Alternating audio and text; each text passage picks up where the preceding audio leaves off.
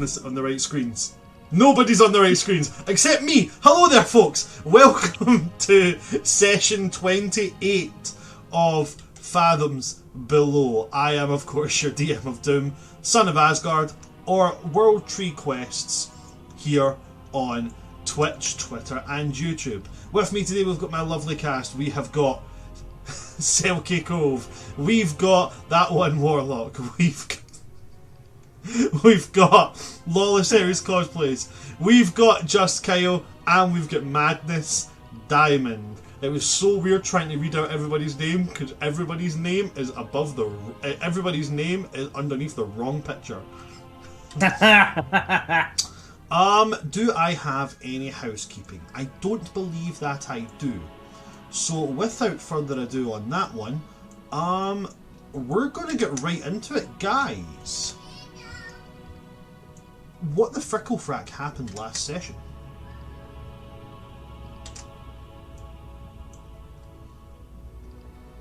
Sorry, I'm too busy watching the swap around. It's interesting.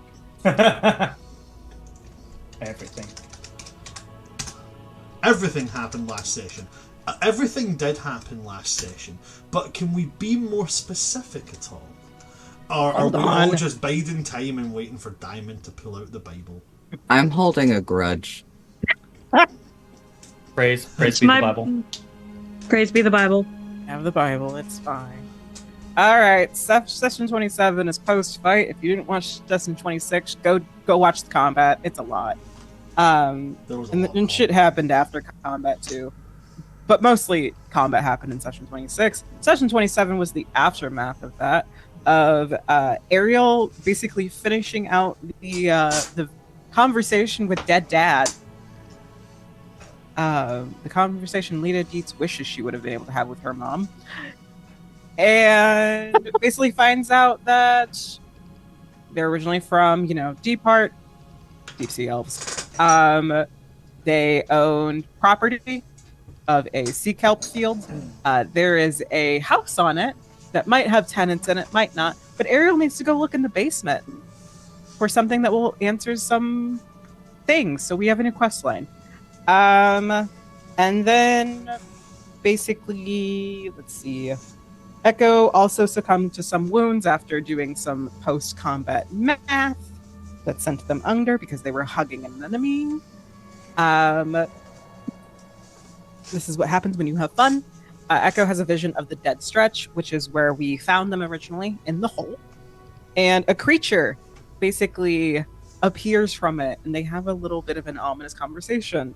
The words, can you hear us, can you see us, can you feel us, were used for this creature. And the creature, when asked who they are, says, we are you are not us, you cannot be us. And then tells Echo that they are going to find them. And Echo starts basically skitter-scattering away, and it wakes up. And upon also a survival check, Echo can make out that basically all of the extra things this creature can do that Echo cannot do, because there are some similarities there, might have been made to be able to capture Echo in mind. And upon the we are coming, Echo skitter-scatters away and is then stabilized by Marisol and woken up. Marisol uses Spare the Dying on Ariel to then wake him up as well. And he comes to with anger and then starts sobbing. They go over to Echo to give healing. Echo wakes up and upon coming to says, oh, Echo's dead. And basically puts a hand on Ariel's face, shaking it at one point. Echo then asks about Reaver, and Reaver is the pile of bric-a-brac rubble, because Reaver used Never Beyond Repair in the last moments of fighting Thresher. And Reaver's now in the dagger, specifically the gemstone that's on the dagger being Ellinson's dagger, and is now limited to being just screaming until someone touches it, that someone being Echo, who can now hear Reaver in their head. And Reaver is now limited to just basically that telepathy, the same way Feather's necklace worked, just a little bit more limited because of Reckborn shit. And Echo now wears the dagger on the sash, being able to communicate with Reaver. Marisol touches the dagger and is told, take up my sword, Marisol, you're the only one with a heart enough to wield it. So Marisol becomes captain in the interim of Reaver being indisposed. All hail Captain Marisol. This is the correct choice. And then Luce and Malith have an interaction. Basically, Luce telling Malith, do not go far from me where I cannot follow you. I chose between, these assholes and you. Don't make me feel like I made the incorrect choice. And they all go up to the crew and basically have this moment afterwards of everyone being up and Reaper being in the fucking dagger. And with a history check, Echo does recognize Malith's pheromones from the dead stretch from within the last 2 years. But Echo does not have a very solid amount of time recognition, so they can't quite pinpoint where in that 2 years. Malith, having spent 10 months under mind control, has no fucking idea what that means. Or what he was doing down there, because deep tide shit and or rot touch brain control shit. It is what it is. There's a conversation between Reaver and Echo confirms that Reaver cannot see and basically goes off and plays some operation because something within Echo was broken from combat. If you'd like to see the details of that, go watch the previous episode, because I'm not recapping that part. It's a lot. But the end of that ends up being Echo goes on a little hunting trip because they need to eat, because they have not eaten and are very hungry. Managed to find a couple things here and there, even though River had basically given them permission to eat a merfolk and not get caught if they can manage that, and they decided no. And Echo comes back with a clamshell. In the clamshell, they're still beating heart. That's why I saved you all the gory details. Echo basically one of the hearts. They have a couple.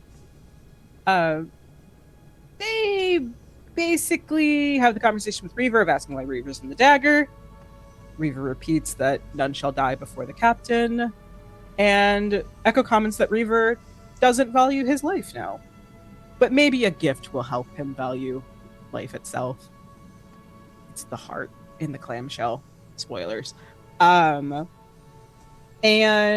we go to Ariel having a conversation with Malith. Basically, it's Ariel being able to vocalize the guilt that he feels about Malith getting fucked around and found out with the Kriakos curse that was on the Rot Touch's weapons, which was why Malith has been baggage for the last couple of sessions, and why we are in the Salted Cove. He's now emotional baggage instead of being physical baggage. Upgrades, people, upgrades. Malith basically... I liked him better before. Malith basically clears Ariel of any guilt of association because it was Malith's own choice to be in that situation, and it was not Ariel's fault. Kind of giving that closure. Ariel does ask if Malith knows the name Gilliard, or Gilliard. Is it Gilliard or Gilliard? Gilliard. Asks if Malith recognizes that name in association with Deepheart, and he doesn't because it's a fairly common name. But whenever Ariel gives the context of a kelp farm between two geysers, Malith knew of one that has a castle or a very large manor on that large amount of land. Basically, Ariel finding out he is in fact the Little Mermaid, just as a deep sea elf. And Ariel explains a little bit about the vision to Malith, and Malith's kind of just like, I'm here. Homeboy's got a negative intelligence. So we end up in the conversation where Marisol and Luce get to Feather, where Feather hath been impaled and is being stared at by many people. And Luce pulls out the implements that had impaled him, and Priestess Chira is not really happy with the fact that Feather's a lich, and tells him it's like, y'all need to finish your business and fuck off, please and thank you, we've been through enough. Because they deal with the Salted Veil.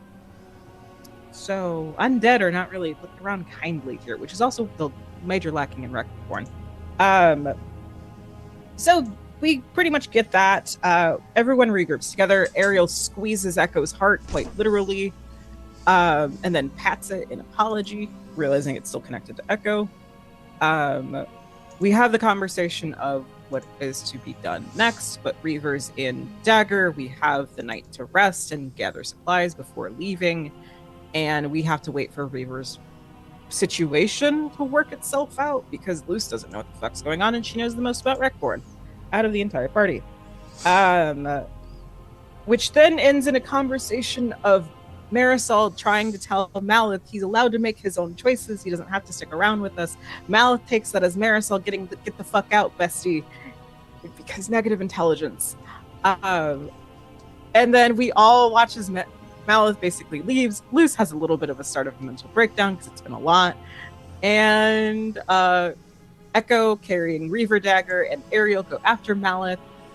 Echo throws their voice, using Luce's voice, to try to get Malith to stop. It does in fact succeed.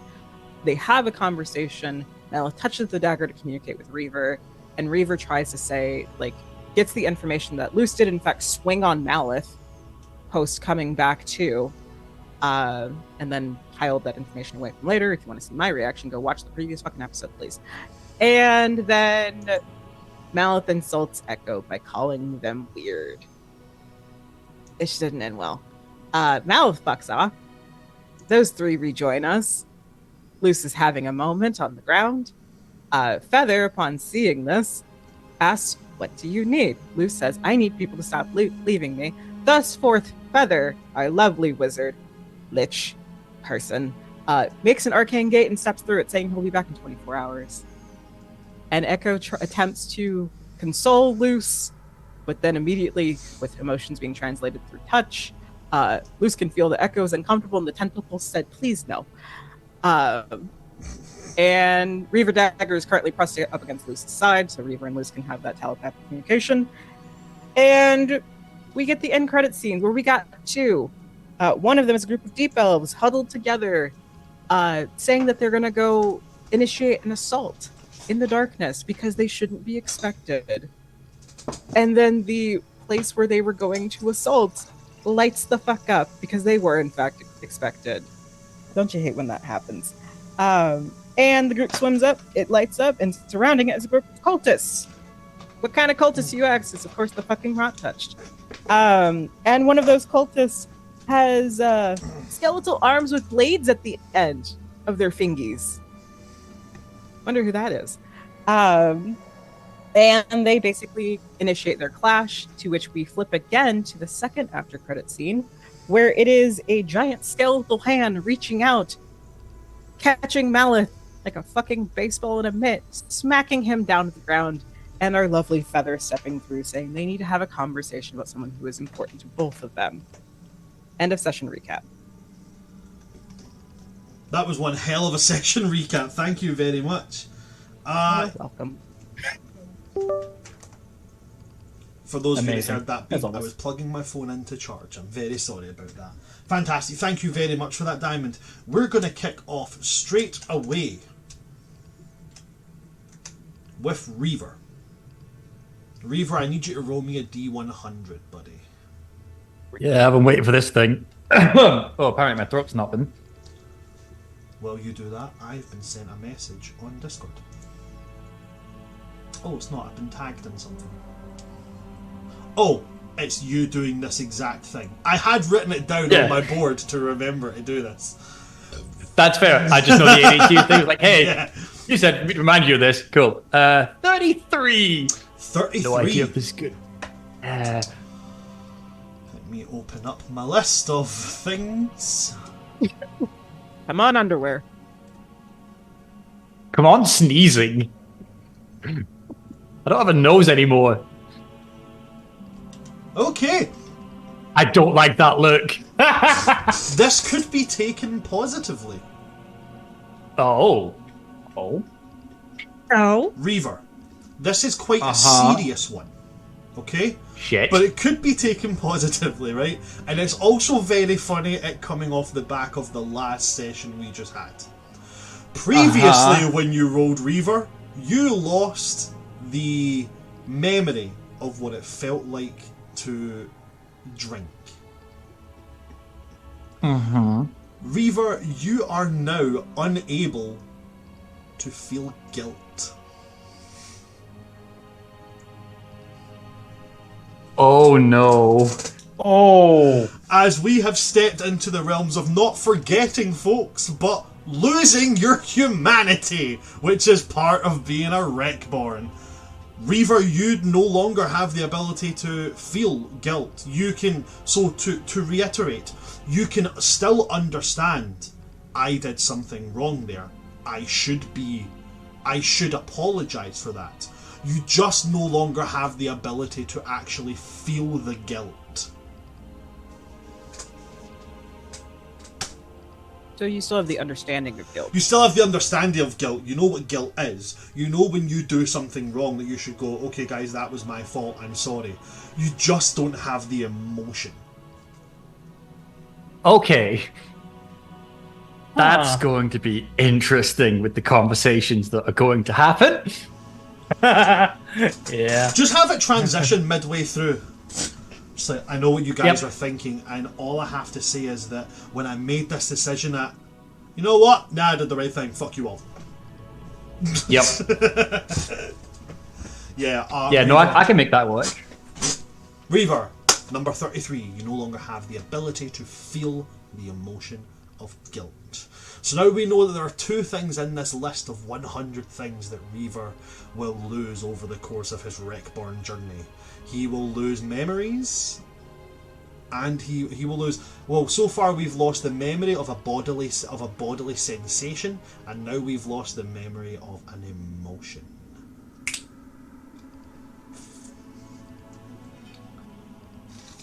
So we are going to take it from just after Feather has left.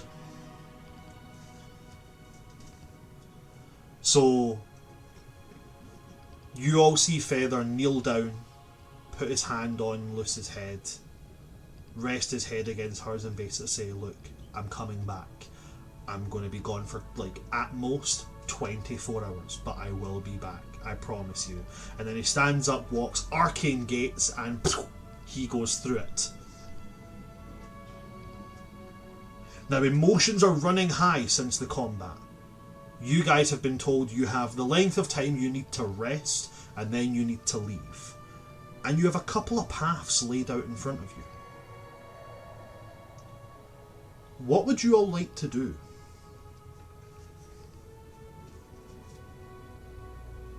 Is crying a free action? Crying is, in fact, Crying as it is- has been confirmed on this channel several times, a free action. Other free actions on this channel include swearing, cursing, begging for help from an unknown deity, and shitting yourself. Somebody actually asked, is shitting yourself a free action? I said, make me a con save. And they passed and they failed the con save on a nat one, so I was like, yes, in fact, it is a free action. Failing forward, folks, failing forward. Upgrades, people. Upgrades. On my notes. I was about to say, are you okay?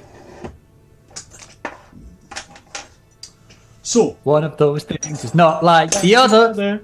so what would you guys like to do from here?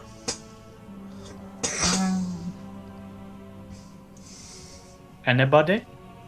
I think Marisol is going to go up to Luce and just sort of get down on her level and just be like, I am sorry. Even if you don't blame me, I'm still sorry. Luce is still on the ground at this point. And I'm gonna describe what she's like physically right now. She is huddled around herself, whereas the shield still on her arm in front of her legs, and her head and face are hidden behind the shield. The tentacles are still pushing Echo off because that emotion of uncomfortable and anger, and trying to give Echo that space. And when hearing Marisol get down, she will look up, and you can tell like the distress she's under. You saw the bubbles coming out from whenever she's basically externally quietly screaming out of frustration. And she's just going to look at Marisol, and I don't blame you one bit. Why would I blame you for the failings of myself and somebody else who's just a complete fucking utter dumbass? Well, I did say the thing that the dumbass misunderstood, so I would not blame you. But if nothing else, you have my sympathy for the fact that this man, despite everything that we have done to keep him alive, disappeared at the most minor of anything. Not to advocate for said dumbass, he is an idiot. I might be magically an idiot, but he is actually an idiot. No, I know. Yeah. You're still my second favorite person, though. I think you're more of a man than he will ever be. I greatly appreciate that.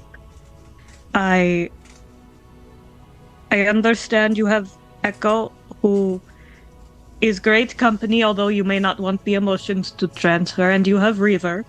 Do you need anything else? Can I snuggle with you on the long rest tonight? You absolutely can. Okay.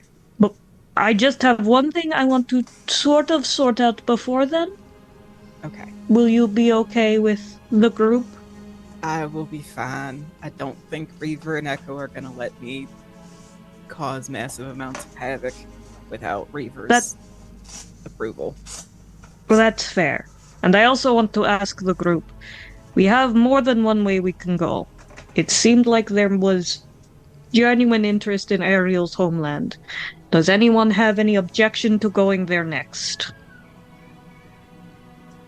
Ariel? Oh, no, I was answering your question. Okay. I thought I put it out. I asked Luce if we, if she wanted to see Drift.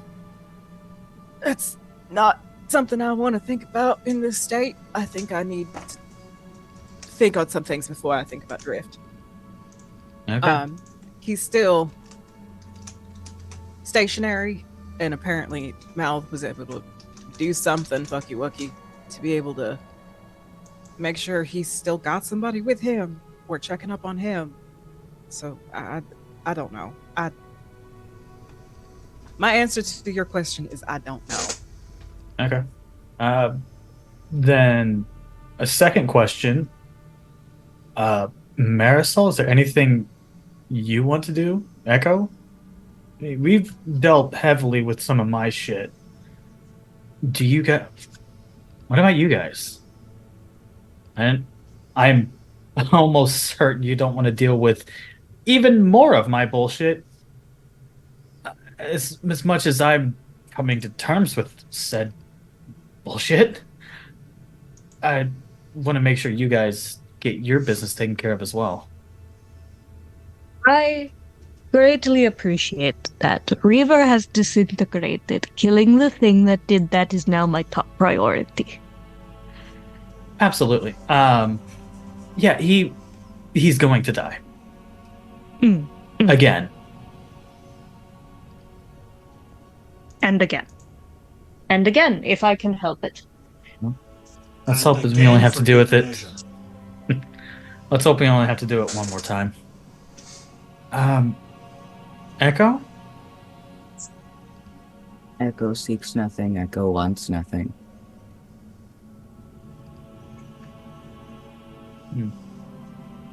I mean, if it makes you feel any better about Deep Heart, I gotta go there anyways. It's where Koldo's probably hiding out. Gotta figure out what the fuck a mother of pearl is. I have a little bit of context, but not too much. It's a person, probably. So. Echo does have several questions. Yeah, what's up? Echo has no idea what's going on. Echo has no idea who we fought. Echo has no idea. Koldo, Echo is very confused. Oh, that's fair. That's true. Okay. Echo also doesn't actually know any of you. Echo would like to do that. Sure. That. Well, here while we're getting set up and starting to rest for the night, I'll give you the basics. I was basically raised for my first 100 years by the rot touched. I say raised, more of like kept prisoner and attempted to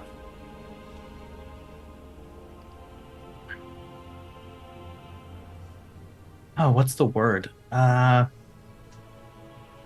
Become acclimated and associated with them. I didn't want to, so they kept me in a cage for the first 100 years.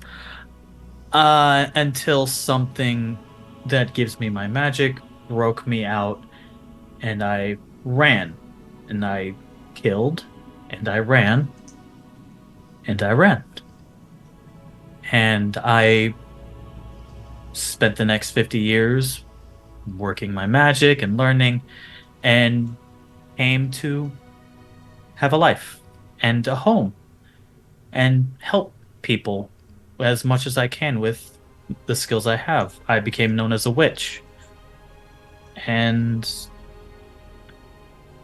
eventually we were all brought into this party celebration where something in a box was released. We were all thrown in a cell, and we escaped with a couple other members that aren't here anymore. As we were escaping, the city that we were in came under siege by the same cult, which is who we just had an encounter with. What is the rot touched? It is a cult that worships a ancient being known as Kriakos, a deeply decrepit, necrotic, undying, squid-like, kraken-like being. And they pride themselves on taking life from others and using it to extend theirs and work magic and appease said being. The Caradine being that struck me down was someone I once considered my brother. And he's not who he was now. That is not my brother anymore. But he has been hunting me down relentlessly.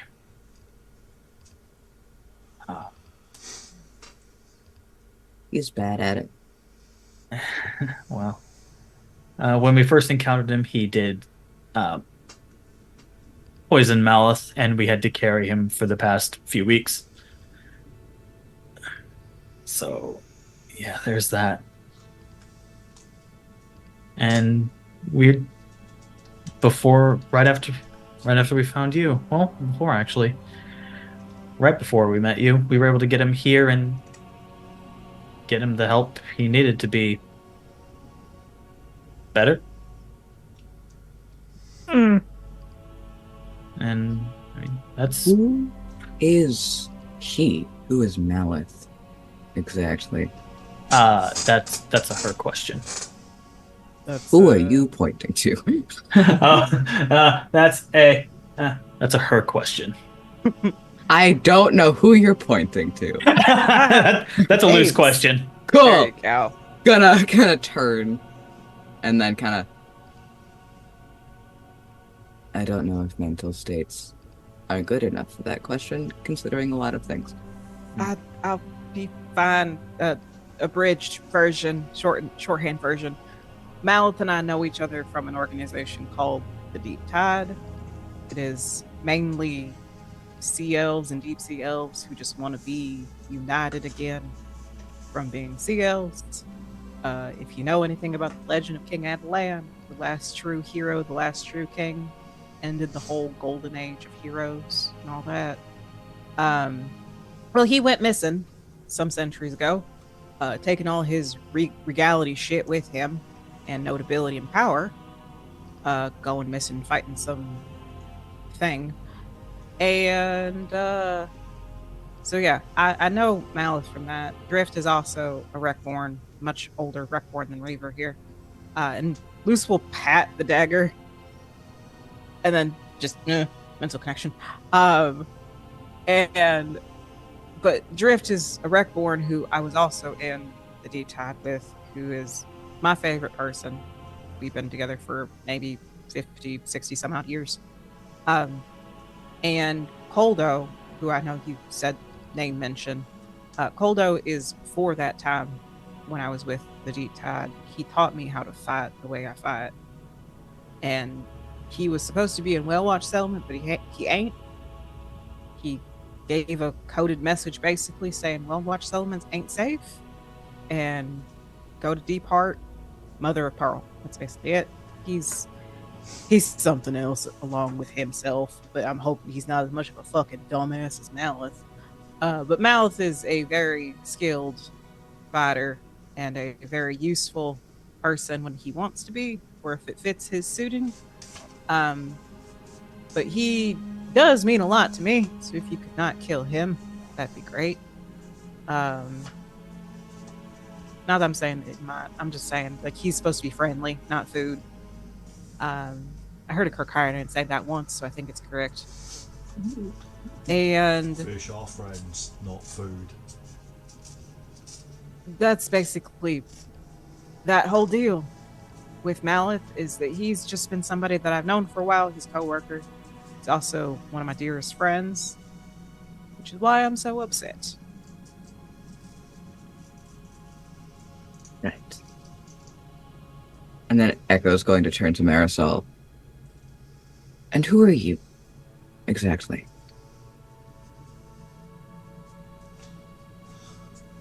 Beyond what I told you, when we were back with the anemones,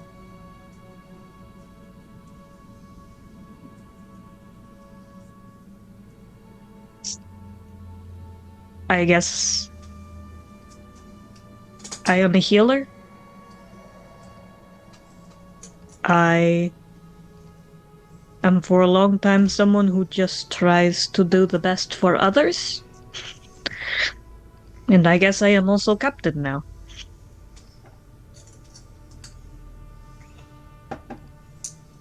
I also have this snail I've had this entire time. The snail just kind of like... Which is absolutely wild that it is still here. It does the wave. I ended up in this whole party because I was meant to protect a royal of my people. She is no longer traveling with us, not that she has met any sad fate, but it is interesting how quickly plans shifted.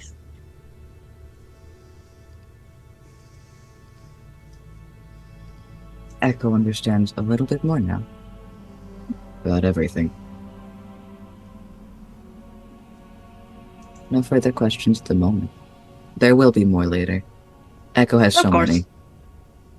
I mean, Echo is good allowed news- as many questions. I mean, with this group, that's understandable. Good news for you, though, is that we have a kind of a question thing with the crew where Reaver gives us some kind of team building exercise to build something or another. He could probably explain it to you better than I can. And at the end of it, we get to all ask each member of the crew a question, including Feather. And the only rules to it is that if you answer, you have to answer honestly. You can't lie. But you can also abstain. You don't have to answer it. You can basically turn it down if you're not comfortable with it. So Interesting. like I said, Reaver can probably explain the logic behind that a little bit better. Y'all seem close. Well, they are holding me. And Luce will also hear that, because again, as far as I understand it, I'm still pressed against both of them. Yes, I believe Echo hasn't said they've moved away from Luce. So Echo has moved as far as Luce has pushed them. Like, I'll say the knife is still in the dagger is still in contact. Yeah. So yeah, Luce would be able to hear that.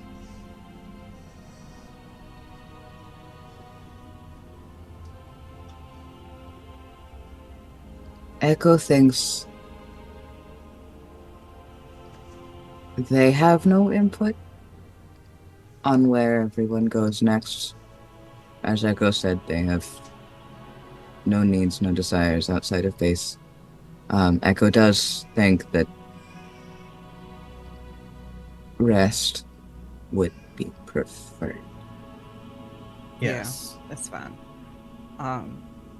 Since our two who usually do the full watch shift are indisposed at the moment, I'll take first watch. Y'all can rest and basically get your sleep that you need. I can take the second watch. I don't sleep as much. I'll just wake you up when I need you to take over. Because you Cool. also went down, so...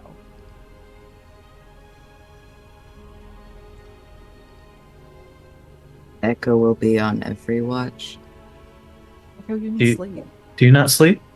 Echo doesn't sleep how Echo believes you are suggesting.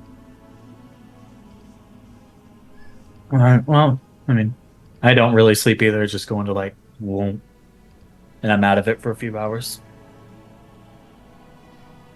Weird deep sea elf shit. Echo is unconscious for 15 minutes at most. Wow. At a time, to be specific. Okay. Well, I guess it'd be nice to have some company on watch. Yeah. Well, I can take third watch.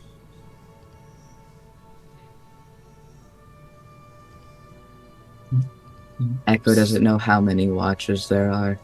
It's just And- however long people need to rest. So are we gonna... And Lucid at this point is like 2 fingers on the dagger, just to not have to make Echo be in physical contact with her. Reaver, do we need to just distribute you to whoever's on watch so you can be kept company, so you're not all by your lonesome?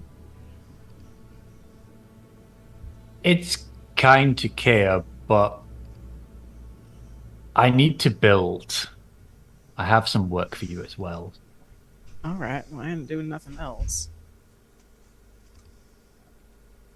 River needs to mine into craft. The children may yearn for the mines. The Wreckborn yearns for the bric-a-brac. Basically. Head into the caves. Get you a cobblestone, Reaver. Can I call a shark corpse a cave? That's I mean, for the audience to decide.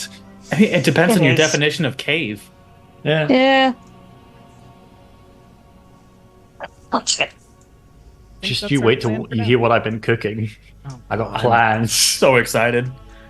Well, if we're settling down for a rest, and some of you need it more than others, do we need anything from town? I can go grab some stuff while you guys are resting. Echo, Marisol, anybody need anything? I will be coming back, I promise. Yes, I would like to take some time by myself as well, so perhaps we do this little split off and then we come back and we all go. Yeah, sounds good. Do you need anything? Shops, books, components, anything? I think I am okay for now. Okay. Echo, do you need anything? Echo can grow anything they need. That's pretty. But thank you. Could you ask Reaver if he needs anything? Echo thinks Reaver can hear you. Captain, do you need anything? I'm good. Wait, could they hear me? I can't see! Who's touching me? Not Ariel. Reaver says he's good, and then is now asking who can. He can't. He is also saying he can't see anybody. You can only hear it if you touch it. It's kind of like the feathers necklace. Oh, gotcha. Okay, well, I'll be back in about an hour and a half, and Okay. we'll see if I can round us up something to make some food. Echo will track you down if you take longer. If I take longer, give me 5 minutes before you start tracking me down. I could just be running late. I am coming back. I promise. And I'll look to Marisol. I promise. Insight check. Yeah, insight check.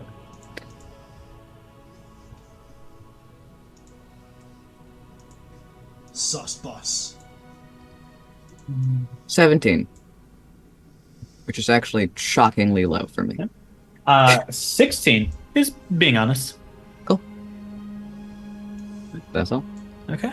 One last thing before I leave. Any requests for dinner?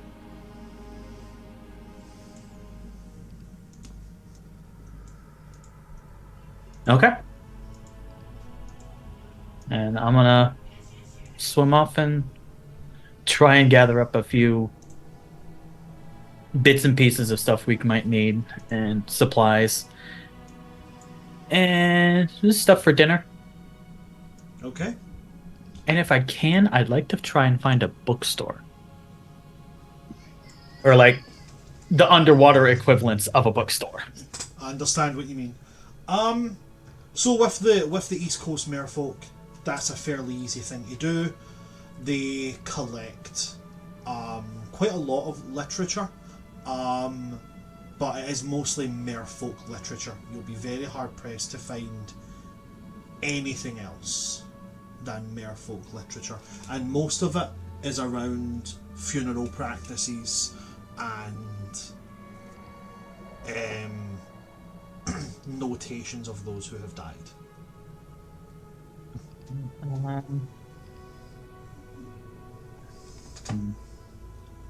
That's what I'm looking for here. Excuse me. It's gonna sound very strange, but do you maybe have any books about sea shanties? We have no idea what a sea shanty is. That's fair. That's fair. Is it some kind of Uh, fish? No, it's like a pirate songs. Oh, you mean surfacer songs? Yeah, No, we have no interest in those. I figured. Doesn't hurt to ask though. I mean, have you heard them? Sometimes it can hurt. That's fair. I've only heard like a couple of them, so. You are a braver man than I. However, did you know that there is a small group of Demarian Ocean merfolk who practice screaming for a funeral rite, and they call it singing? Interesting. Demarian, you said. Demarian Ocean. Further to the east. They Yeah. are small, annoying little creatures. Might have to check them out at some point. Oh, Good- I appreciate your Good time. luck with that, friend. Have you ever breathed fresh water? Very strange. You know, really, I have popped up above the surface once. That was weird. You have been above the surface? Like 5 minutes. It was strange. And they did not try to spear you and eat you? No. To be fair, it was more like a couple miles away from any shoreline. Well, you were very lucky. I had friend once. Friend was giant whale. Speared and eaten. Oh. It's horrible. I don't know. I heard they taste quite good. Huh. But not when they are friend. No. As is very famous saying, aquatic mammals are acquaintances, not delicacies.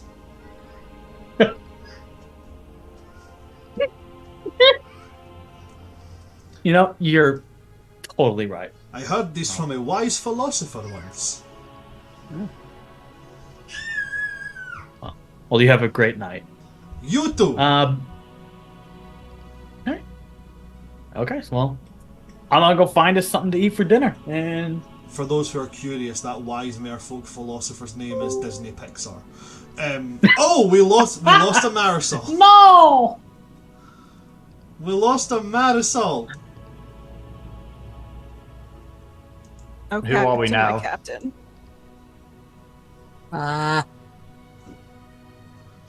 I vote we put the dagger on a stick and Reaver remains captain. You're just gonna put the dagger on a stick and then like hold on, we're like, hello, I'm Reaver. Howdy. Exactly. If I find out who's involved with that, oh boy. Oh boy! Oh, the whaling situation. No, I was probably the whaling situation. No, I'm on about putting me on a stick. Oh, Because Reaver wouldn't be able to talk to anybody. You have Yep. to touch the dagger. Yeah. yeah, exactly. We just put the stick and just go and touch him with it, and Communicate then with our Reaver can captain. communicate. This is our captain. Say hi. It's an inverse talking stick. If you want to talk, hold the stick. Why? Yep. Just do it. Just shut up. You're not holding the talking stick yet. Are we gonna have the pointy side facing outwards, just in case the talks don't go well? We There turned isn't it a into pointy side on spear. it. The spear. Yeah, but on the dagger doesn't have a blade anymore. I ripped it off. I know. So we're gonna put you on the pointy side. Oh, right. So it's not a stick. We'll put me on a spear. Okay, that I'm Yeah. more okay with. Still Yeah. not okay with this, but See. more on the okay. You can still commit violence even if you don't have a body. That's fair. Exactly. You just Just have to wait have to someone see else if- commit Just them wait for to you. see if Marisol's coming back in to join Yeah. us. Echo is this close to seeing if they can start talking in Reaver's voice whenever Reaver asks them to speak for him. Do it. Just so there's clarification. Do it. I'm sorry, I missed that. I was reading. I don't even have like a scene set for one less player. It got deleted. Oh no.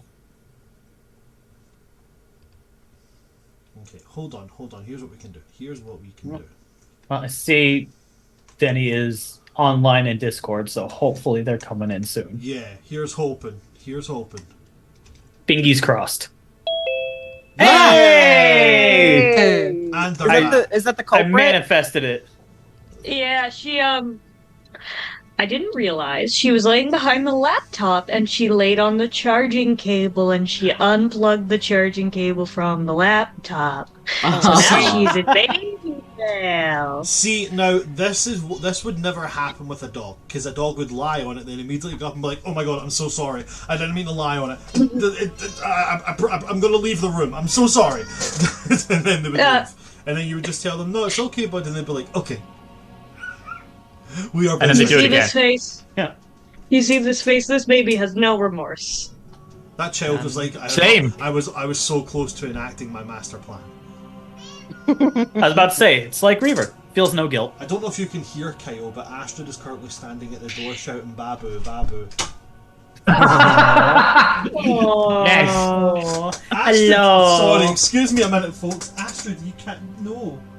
Amy, Technical Screams difficulties devolved here. into I'm chaos just going to turn my because of our camera off tiny quickly, friends. guys. Give me a Yeah, moment. yeah. Absolutely fine. Yep. Yep. What are you doing? Oh, The Astrid. stream has just become baby chaos. Baby chaos. Yep. Yep. Mine showed her face for a hot second and demanded attention and then fucked off. Gone.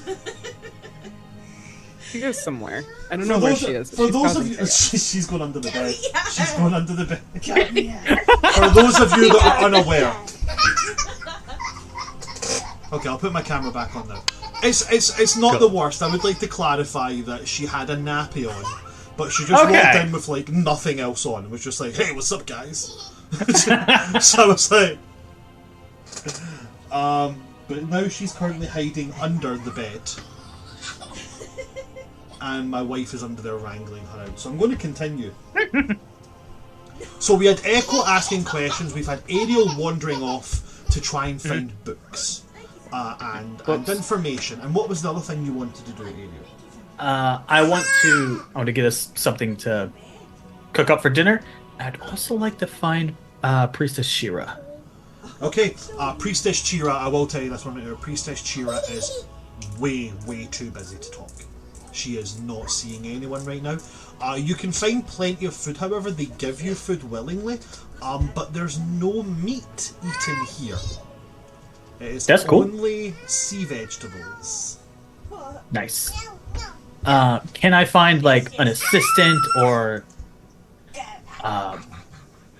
like someone to relay a message? Yes, you can relay a message to one of Chira's bodyguards. Lord Almighty. Yes, perfect. I just ask if they can relay a message to her saying, Please get her out.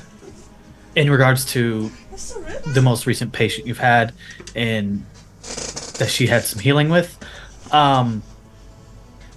there was sort of an antitoxin administered to him that allowed him to travel and Come here. gave him a couple extra days of Straight back to bed for you. unconsciousness basically, but he was able to stave off the poison and the toxin. If she has an interest in it, would you let her know that Prince Hama would have some information on that? So to clarify, it's High Priest Hama. High Priest Hama. The Prince is Tanak. Thank you. It's been a minute since we had those It absolutely lovely has. I actually just realised for the longest time that I had both of them on my Hero Forge, named Tanak. High Priest Hama would be able to get her that information. The bodyguard will nod and say, "We will pass this on to High Priestess Chira, but Okay. she will not be available for the given time of mourning for the people we have lost. If you That's wish fair, to speak and- to her, you can return in 72 hours. That I think we will be long gone by then. But Yes, because you have the friend who is unnatural. yeah. But if you could relay the information and again give her our thanks. Because you have the friend that's unnatural. Do you have any idea how little that narrows it down? Yep. Okay, so Ariel, you have been given plenty of vegetables to make something for the group to eat. You've relayed your message to High Priestess Chira. Is there anything else that you would like to do? That would be it. I'm just gonna head back to the group. Fantastic. We're going to jump to Marisol. Marisol, is there anything that you would like to be doing? So I think Marisol's gonna sort of. Is there any sort of like quiet, like rock overlooking the Salted Vale, kind of secluded area? Overlooking the actual Vale itself. Yeah, I guess it doesn't Yes. have to be. Just okay. So there is a rocky outcrop which gives you a pretty much unobstructed view of the Vale itself. Mm.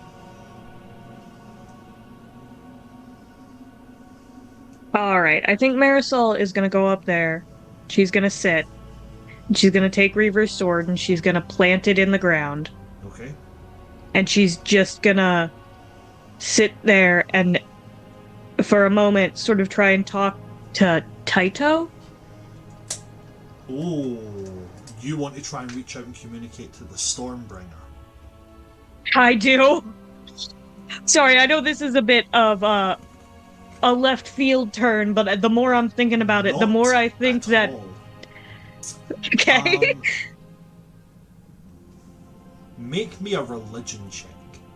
Actually, wait, before you make me the religion check, how are you reaching out to the Stormbringer? So, I think Marisol is just sitting there with her hand clasped on the sword, going, I don't fully understand everything about you. But I know that when our captain reached out to you, he became stronger in his resolve and stronger in his want for vengeance.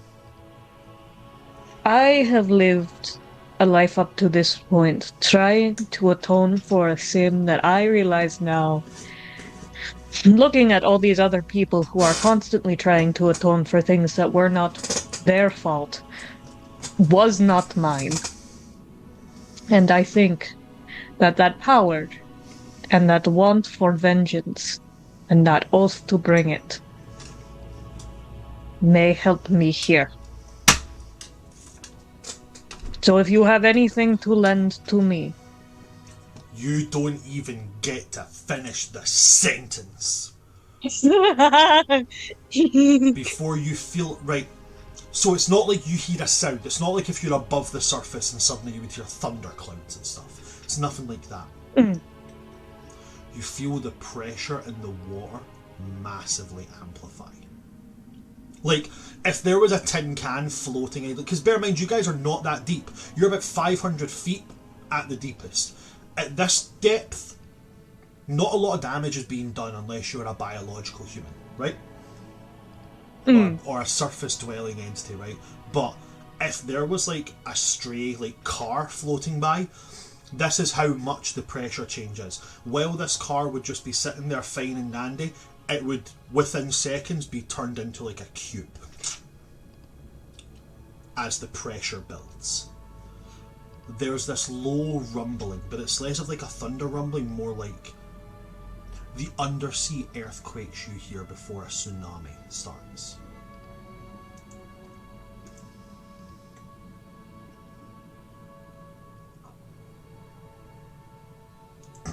And then a voice which speaks. This would be where the thunder comes in. This voice speaks with the edict of the storm behind it.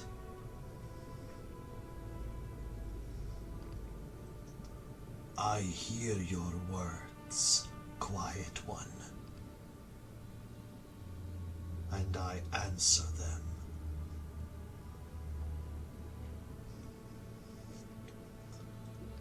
For clarity's sake, I would never turn my back on the goddess that gives me my healing powers. But if I can seek your worship as well, I would be incredibly grateful.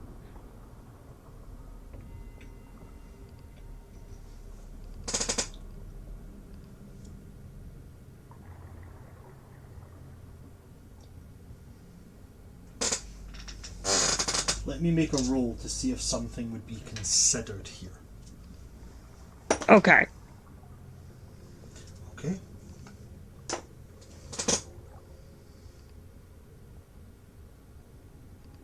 Within the swell of this water, where this pressure is built up, you can see a shape. Now, this shape is not like it's not like you can see this thing forming out of like thin air. It's not like that. It's more like the water is displaced in this shape of a gargantuan storm ray with 6 wings instead of the standard 2 that a manta ray would have. And it rights itself so it's floating with its with its underside facing you.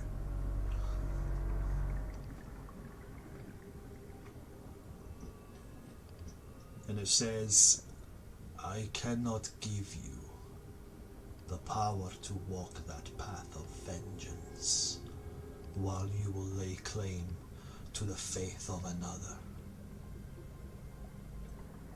But I can offer you this.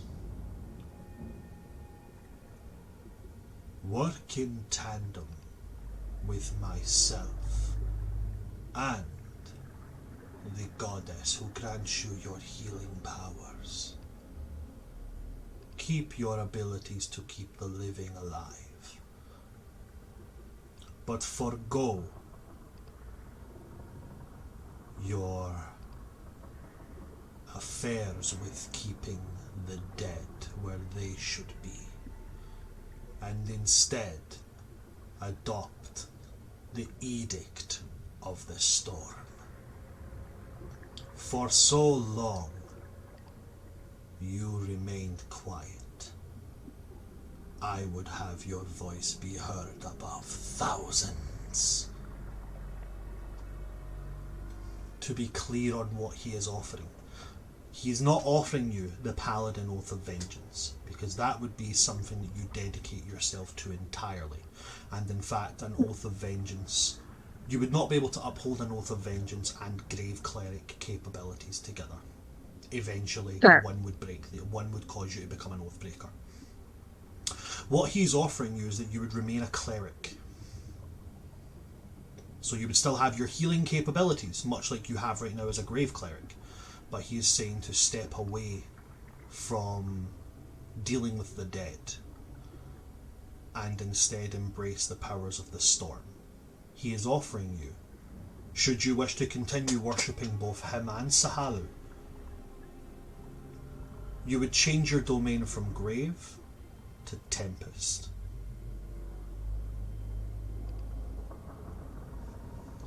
So, again, to reiterate, nothing about your healing capabilities would change. You would still have the exact same healing capabilities that you have already as a Grave Domain Cleric. But now you would go from being a, hey, whenever we find a dead body I can kind of talk to it, to fuck you, and fuck you in particular. He wants to give he wants to give you that path to vengeance that you're seeking, while still being able to uphold the, not the pact or the oath, but the pledge that you have made to Sahalu. So this way you would keep that, but you would also be making a pledge to him as well. Yeah, that's about exactly what she was looking for. Okay, so then you can go into your character and all you have to do is change your domain. You are no longer a Grave Domain Cleric. Hell yeah. So you acknowledge that you want to make this change. I do. Okay. I will say I appreciate your offer and I accept. I have been quiet for... Sorry, Oh, go okay. ahead, please go ahead. I was going to say, I have been quiet for too long. It is time that I am loud to those who hurt who I care about. His voice rings like the crashing of waves. And he says,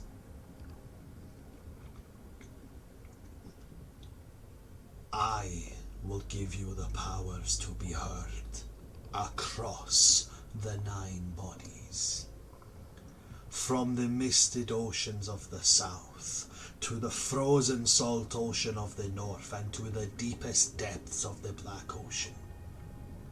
They will hear as the tides crash and the currents swell with the name Marisol, voice of the storm.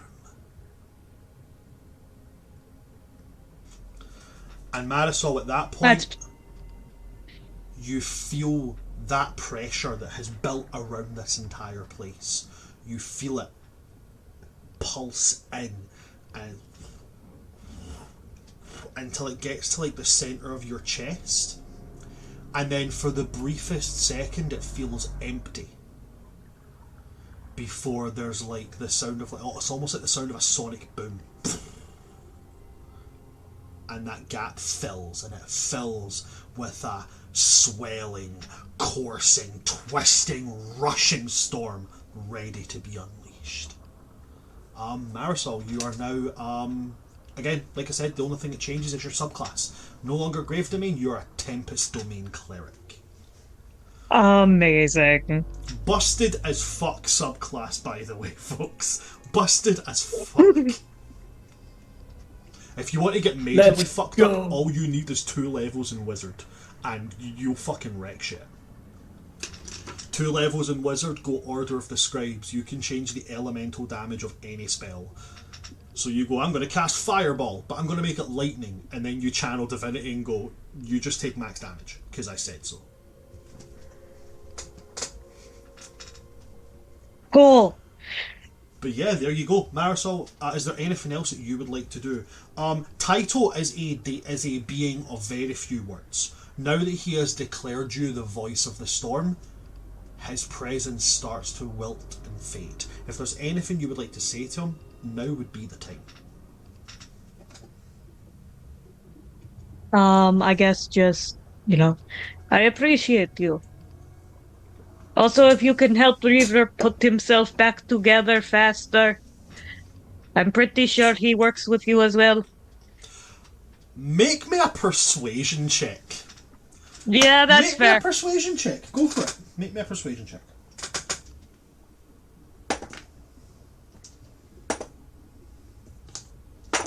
Alright. Happy birthday. Happy birthday! Happy birthday. Your present, new subclass. New subclass. Happy And Christmas. That is a 5. I am still not very charismatic. Great. It is your birthday. He chooses not to acknowledge what you have asked. Taito is a being who values people asking for themselves. So you asking for someone else, he just doesn't acknowledge it. Yeah, right. And I eventually suppose. that pressure fades and dissipates as Taito's presence leaves. Anything else for you, All right. Marisol? Now, I think it is time for me to head back to the group. Okay. We go to Echo, and by default, Reaver as well.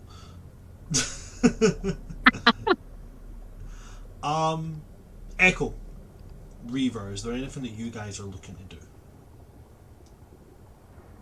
After you, buddy. Anything that... There's something Echo might end up doing, but anything that Echo's going to do is going to be incredibly dictated by both Reaver and Luce. Okay. And what they end up doing. If nothing ends up happening, they might just go find something larger to eat. But yeah, no, they're sticking around waiting to see what Reaver and Luce are doing. Okay. Then in that case, I'll go to Reaver. As a, I would say, very good and devout servant currently of Taito. You have certainly I've been been doing- following the path of vengeance very well. Yeah. Do I feel that guy show up? I'm going to say because of your physical state, you don't feel it. But Okay. I'm not going to do anything. I just need to know if he did show up. But I hear him about- will say to you right now, the moment that Marisol chose to take on the Tempest Domain subclass, when that pressure swelled and then dissipated very quickly, I'll say that you were able to almost telepathically pick up that pressure, and you would be able to recognise it as Taito's presence. Then I'm going to roll an insight check. Cool. I rolled a 7. We're all good. So then in that case, you'd be able to understand that it was Taito's presence manifesting somewhere within the vicinity, but you just can't think like what he would be showing up around here for. As far as you're aware, Yeah. this is the domain of a completely different deity. Yeah.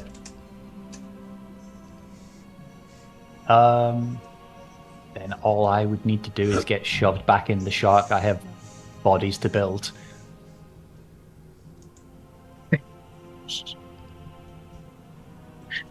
So you want to be shoved inside the shark?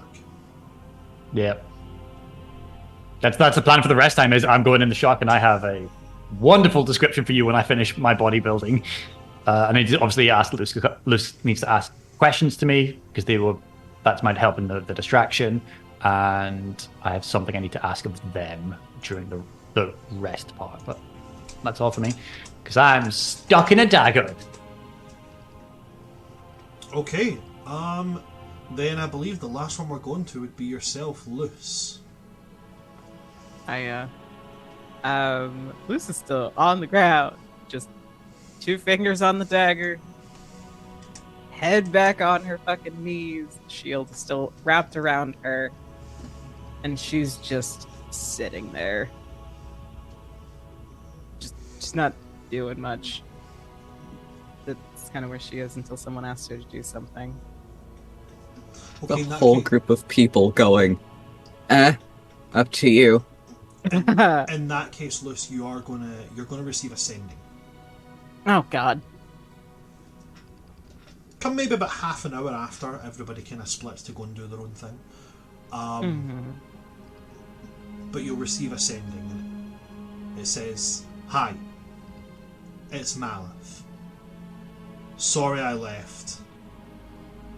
Just been informed I didn't get what was being said correctly. Should I come back or should I stay away?" And obviously with sending, you can answer. At least once. How many words do I have with sending? 25 words. Oh god, okay. I'm gonna just hold on 1 second. Alright, cool. Luce doesn't understand magic because I rolled a fucking 8 on an Arcana check. Oh, yay. The running joke of World Tree Quest is going to be continued, I think. Oh, she's magically stupid. This is my own running joke. This is my own damn fault. She's gonna sit up as soon as she hears a voice in her head that is not Reaver's. And just say, "Malith? What the fuck?" Yes! Come back if you want to. How the hell are you talking in my head?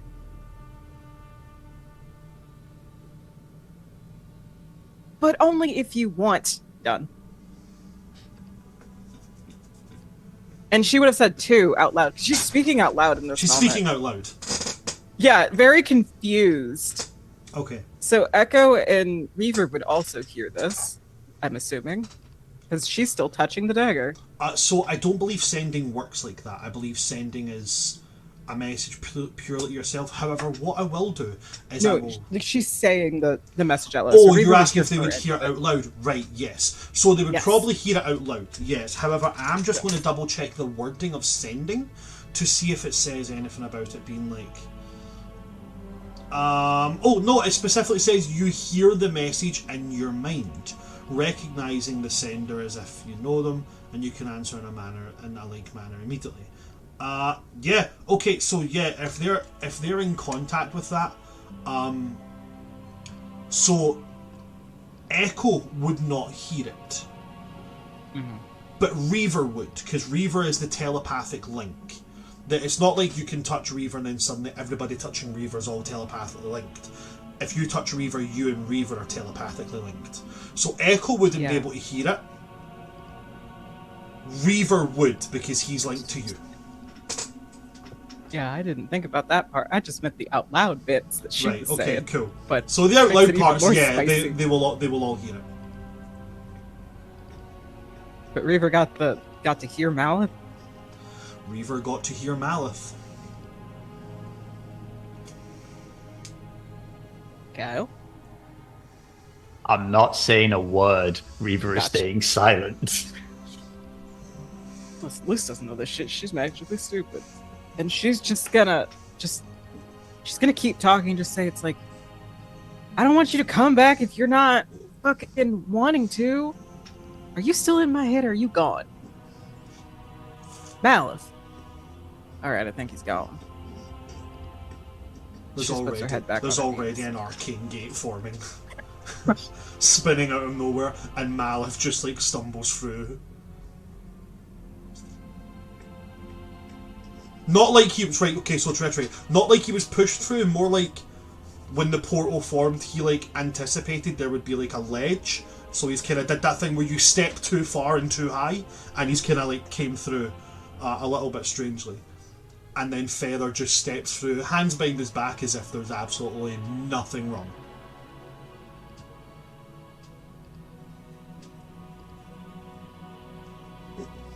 I don't want to talk to either of you right now.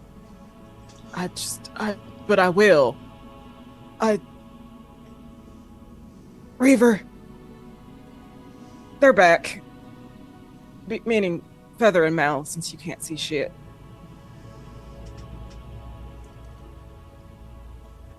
Feather looks at you and just kind of... That's completely understandable. So I'll give you the space that you need. Looks to Malif and says, I enjoyed our conversation. And then turns to go and sit like a space away, like giving space.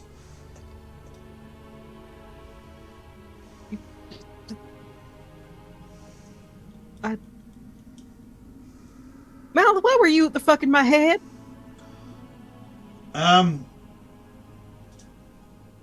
Feather gave me a rock that when you like put it to your head, you can talk to someone. After he told me that, I'm going to be honest with you, Luce, he uses a lot of really big words, and I'm not entirely sure what they meant in their totalum, which is a word that he used, by the way, which I only managed to suss out.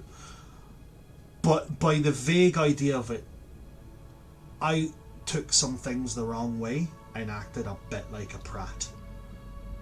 So You owe Marisol an apology. Yeah, I was made very clearly aware of that.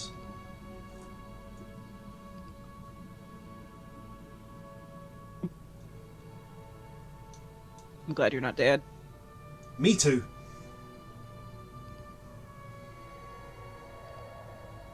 Thank you, Feather. Feather does not answer. I'm sorry, Feather.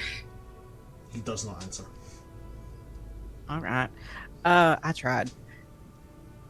Are you back? Mouth, are you back here of your own free will? Yeah, I am. I mean that. I am. I mean, when he started talking to me, I didn't think I was going to be. I'm not going to lie. I genuinely thought that he was going to, like, bury me. There was loads of hands. But I genuinely want to be here. All right. Well, you're gonna be. Are you staying with us then? I put out, or should I say Feather put out a call to the Deep Tide, basically informing them of my location. And he said that he will touch in with them every day and let them know where we are. And if they need me, they'll let him know. At which point, I will leave, because I do have a job to do. But You do. as long as I'm not desperately needed, I want to be here. All right. Well, you're on second watch with Ariel. Whenever that comes up, if you're staying. That sounds absolutely fair. He actually seems to lighten up a bit when you say that he's on second watch with Ariel. He's like, oh, right, okay. Yeah, you guys can be snuggle buddies while you make sure we don't get killed.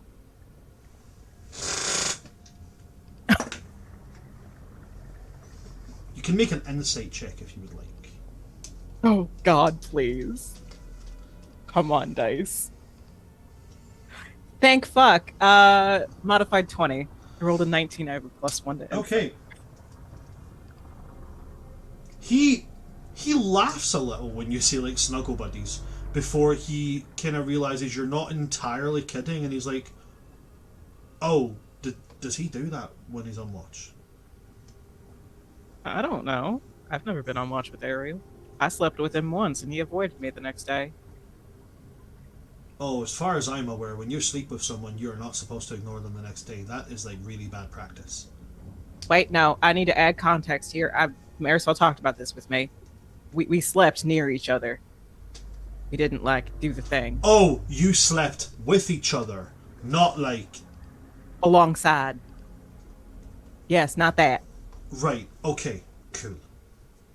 Yes. Because I'm not gonna lie. Okay, and this is something that should probably be aired.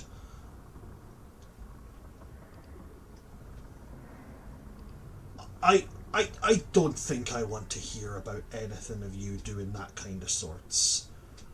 I don't want to hear anything about you doing that kind of That's grand, that's fantastic, because you see, you know, for the longest time that was part of the banter. You know, we all made jokes about it with each other, and there was... Now it feels a little bit like hearing it like my cousin. You know, like it feels like I'm hearing about a family member doing it, and that's just not something that... Basically what I'm saying is, I think of you as family, and whoever you choose to do that with is absolutely 100% your choice, and I'm doing very bad at this. I love you to bits, like family. Alright, that's fine. No, you're allowed to... Yeah. Grand. Boundaries and all that. Yes, that's the word. See, he used that word as well, and he did it to be confusing. Oh, lords. All right. Feather will answer that and just go, "That is correct." All right. Well, as long as you two had your talk and it went well, that's great. All right. I'm gonna go help Reaver put his body back together because I don't know how this shit works. And she's gonna just like look at Echo with the look of, "Please, dear God, help me." Echo can't see. Get the body. You read body language. You read body language. You will see Luce's body turn towards you. Looks at Echo with the look of, "Help me." Echo cannot see face shapes. Echo's got a fucking passive perception and insight that's stacked. I can't wait until somebody describes what a face looks like to Echo and just sees them flip out. Yeah, man, my eyes really hurt. Eyes? Yeah, like, you know those things you have that you see out of? No. Wait, you don't... Wait, you have like a hole in your head? Yeah, we have two. You have two? Are you okay? We've also got one for our mouth and two for our nostrils. You have multiple deep lacerations in your skull. That is not safe. And not to mention we have one on either side of our head. That's near your temples. That's bad. Echo understands maybe basic non-mutated anatomy. Yes, Echo also has a mouth. No, I know they have a mouth. Right? I know Okay, that. cool. I think actually Echo, and forgive me if I'm wrong, don't you have like proficiency in medicine because of the they know a fair bit about the body. Yes. Echo, do you want +8? Echo, do you want to help me with Reaver's body parts? Echo doesn't see any reason why not. Lovely. Reaver, we're gonna see about putting your body back together, and she's just gonna remove her hand from the dagger and get up and just look between Malith and Feather, just like Malith confused. is standing looking incredibly sheepish. Feather has a book, like an actual book, and is just like flicking through pages. And the weird thing is that as he's flicking through the page, despite being underwater, he still does that thing where you go, Fucking nerd. nerd. So sad he probably won't be my boyfriend now, but it's fine. And she's just gonna look at Malith and say, Ariel went into town and Marisol went off somewhere. You want to go try to find Ariel, I guess. Yeah. If you need yeah, anything before we leave. I can do that. I can go find Ariel. Alright, you look a little lost, just standing there and not feel bad. I'm very nervous about speaking to Marisol. It's been made very clear to me that I said some very upsetting things, and he kind of looks at Feather and says he wasn't too happy that I upset Marisol. Marisol's the nicest and the scariest of all of us. And she walks away. Deadpan serious face. Can I swim up at this moment? Yes! I'm going to allow it. At this point, Marisol, you just arrive, and you can see both Feather and Malith are back. Feather's just sitting on a rock, like crisscross applesauce, with a book and just reading casually. And Malith is just kind of standing with his sandals, kind of like, you know that way like you make like little trenches in the sand when you're just standing there and you don't quite know what to do. But his back is to you, so he hasn't seen you.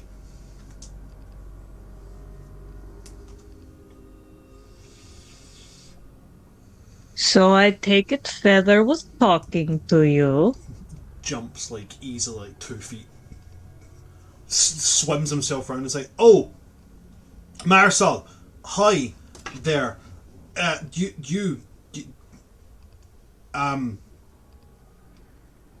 You look grand today. You really do. You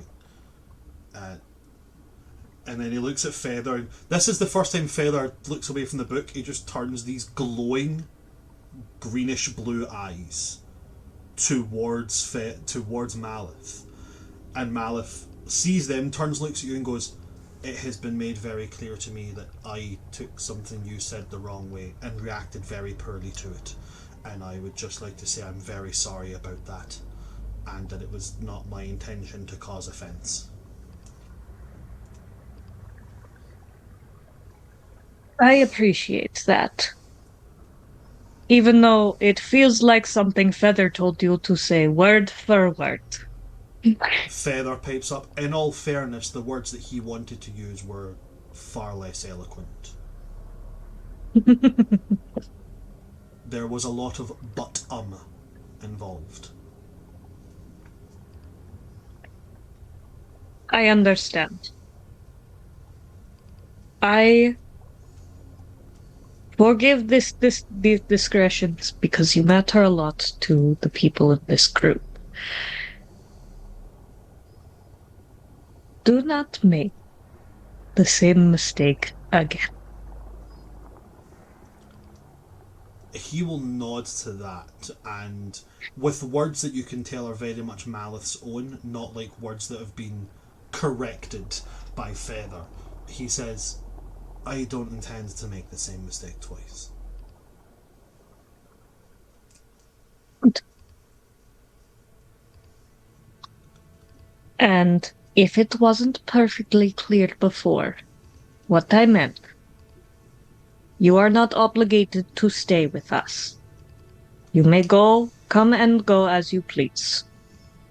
But if you are to leave and you have information that could benefit us, please give it before you depart. I understand that now, and I will definitely do that.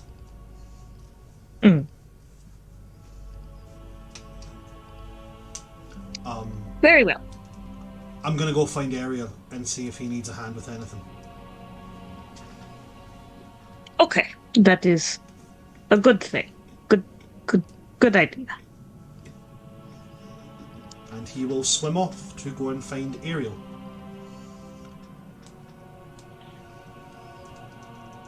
Feather, this is not for saying that I disapprove of your method, but I am curious as to what you did to him. He closes the book, sets it aside, and says, Much like with Reaver, I'll speak to you incredibly candidly. As the first mate, that is my job.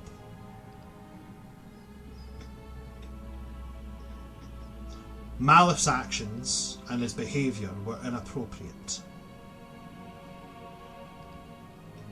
I pursued him in order to bring him into line with how his behaviour should be. However, the hurt that I saw in Luce's demeanour when he left may have fueled me to be a tad more rigorous than I should be. That is something that I should be held accountable for. As you are the acting captain, that's to your discretion. What I did do was I used the debris and bones of several creatures nearby to construct a large skeletal hand, grabbed him and pinned him to the ground, and forced him to listen and see reason. However, I did nothing that would cause him any physical and permanent harm. Perhaps some mild nightmares about the undead rising to... For some reason he thought they were coming for his brains. If that was what they were inclined to feast upon, I imagine they would be quite disappointed in the feast laid before them. I then told him he had to apologise to you, and when he voiced how he wanted to apologise, I said that when the majority of your apology is constructed with the phrase "but you will perhaps need to learn a couple of extra words. So I taught him. I understand that my actions could be seen as a tad overzealous, and perhaps it was my personal emotions that were allowed to get in the way. And I will apologise for that, but I will not apologise for pursuing him, I will not apologise for speaking to him the way I did, and I will not apologise for pinning him down in order to make him see sense. But I will apologise for being overzealous in my actions.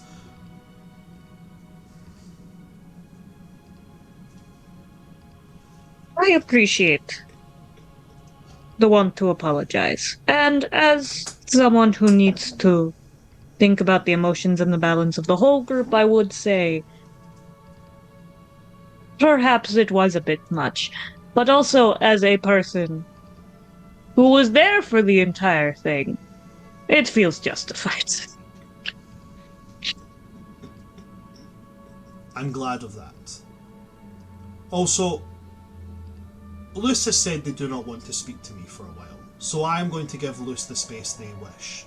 So, if it would be okay with you, Captain, as I said, they don't wish to speak to me at this moment in time, could you pass on a message for me? Yes? Could you please tell Luce that when they have had the space and time that they need, I will still be here if they want me to be. Of course. Thank you, Captain. Now I'm going to go sit and continue reading, as I've found a passage which I don't think I've read in about 400 years, and it's quite riveting. What book is that? Edicts and Treatises of the Construction of Phylacteries. Interesting. Probably not for me, but enjoy your book. Thank you, Captain. And he goes, sits down, mage hands the book up into his lap again, opens it, and just continues reading. From that, I'm going to jump to Luce, Echo, and Reaver inside the belly of the beast. Quite literally.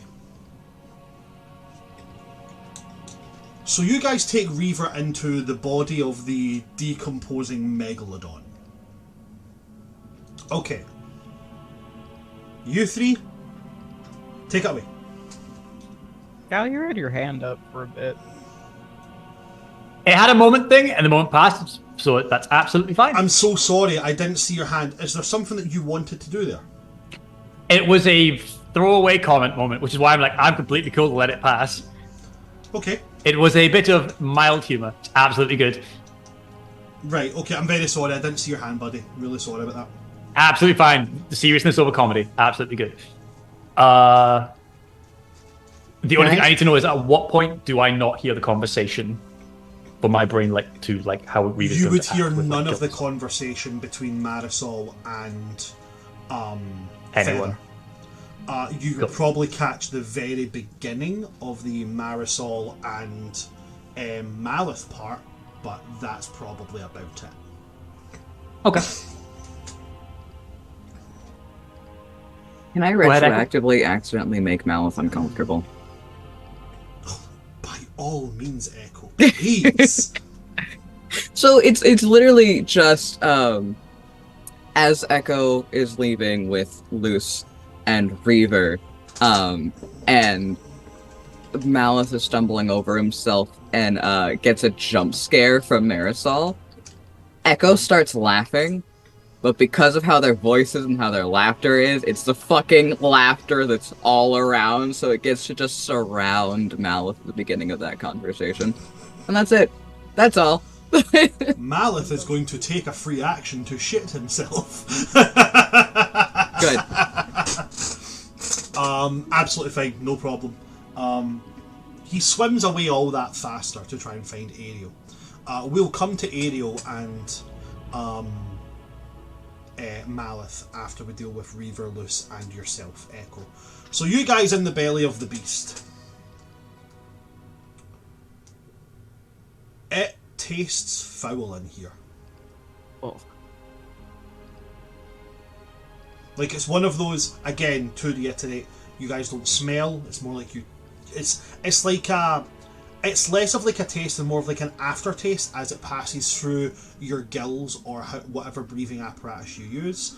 As it passes through it, and it's like when you smell something, but it's almost like it hangs in the back of your throat and you aftertaste it. It's like that. It has that bitter bite and that sickly sweetness of decay inside this thing. Also a very heavy metallic tang. What do you guys want to do from there? If there are pieces that are getting in the way as we're trying to help Reaper out, Echo's just gonna eat them. There's a couple of bits of bones that could be useful that have just got a bit of flesh left and you're just like gnawing the flesh off. Mm-hmm. Okay. Just to get them out of the way. So the formal request that I have for the two of them is quite simply rip out every tooth you can. I need access to some of the ribs. And Luce, I need you to break a square segment of jaw off. All right. That don't sound too hard. Athletics checks from Luce and from Echo.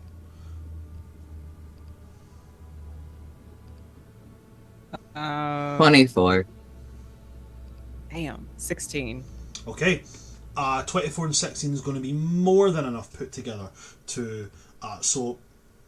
Luce, you go around and you've got tooth in hand and you're chopping at the base of the teeth in order to crack the root so you can pull these serrated megalodon teeth out. Now this was a fairly small megalodon, but it was still a huge creature. So you're talking like a tooth is maybe the length of your forearm. Mm-hmm. Like they are fairly hefty teeth.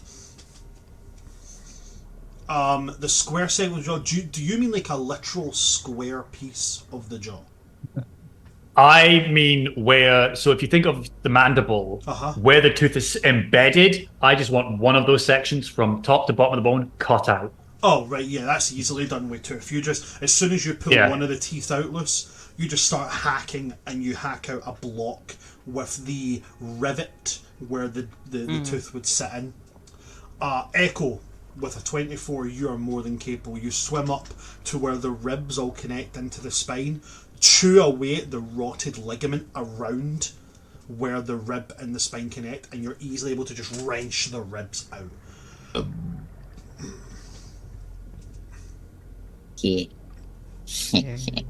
After maybe an hour of work between the pair of you, all the pieces are there.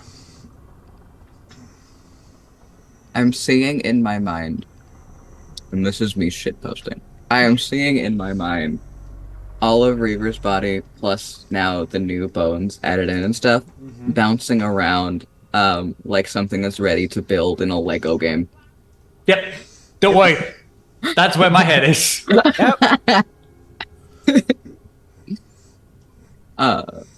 Echo, once everything is like together, is gonna turn between like loose and then kind of like towards the dagger. Because whenever Echo references Reaver, it's a full like turn, and goes, "Do we do anything?" I really don't know. I've never seen this happen to a Rackborn before. Drift's never done this.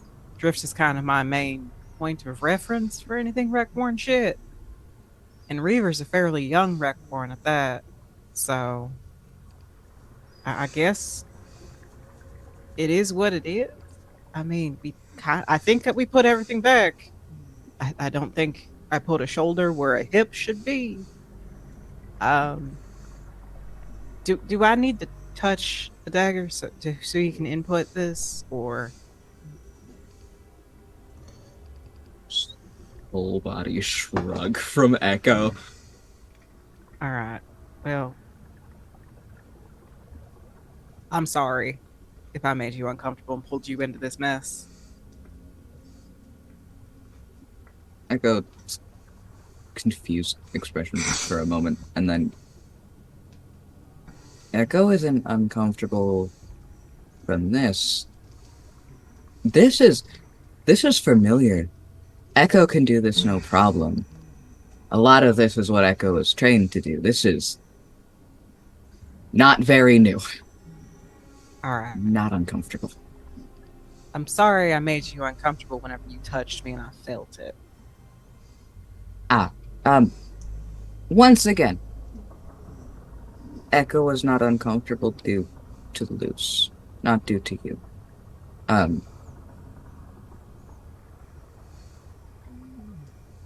Echo has not been around people. At least not in the capacity where Echo would have conversations with people. Echo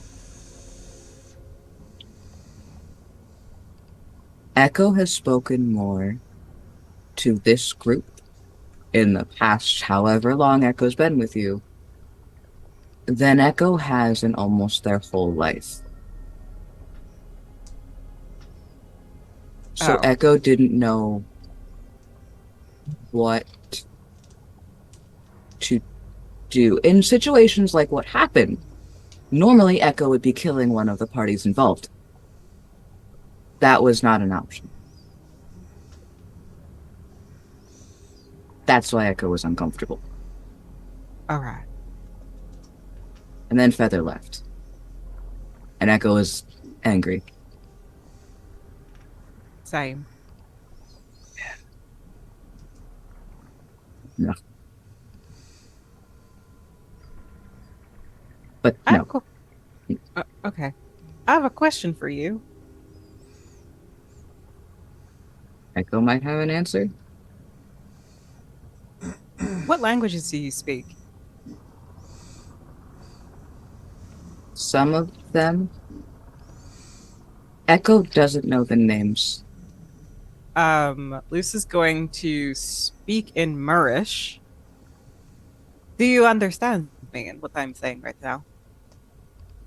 Bran, do I understand? No. Echo will just quietly look blankly at Luce. All right, so we can knock Murish off that one. That's what Marisol and Merfolk usually speak, is some kind of Murish. Let's try. Do you understand me now? And it's speaking in Elvish.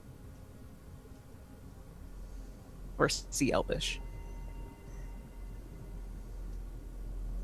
Sorry, say again? Sea Your Sea your sound Elvish. cut a little bit. Oh, Luce basically speaks in Sea Elven and says it's like, do you understand me now? Oh, you're asking if Echo... Right, that's where I was getting confused. Yes. I was like, well, obviously you understand it, you're speaking it. You're asking if Echo understands Elvish. Echo, you do not. Blank. Just. All right. That's Elvish. That's what Ariel and I can speak because Ariel's a deep sea elf and I'm half of that. Here's the fun one. Do you understand me? And it is in Sicalian. You don't understand that either. Blank look. The expression has not changed through this entire exercise. All right. Well, that's Sicalian. That's the other half of me. I don't know. I'm trying to just fucking make small talk at this point since you're not great with people because you haven't been around them for so long. I'm not great with people either. Let's be honest. How about I teach you Murish one day? Echo doesn't know how good of a student they'll be, but they're always open to it. I'll teach you the fun words. What are the fun words? What counts as fun? The insults. Okay.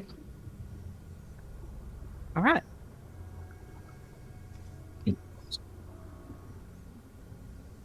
I've gained new information today.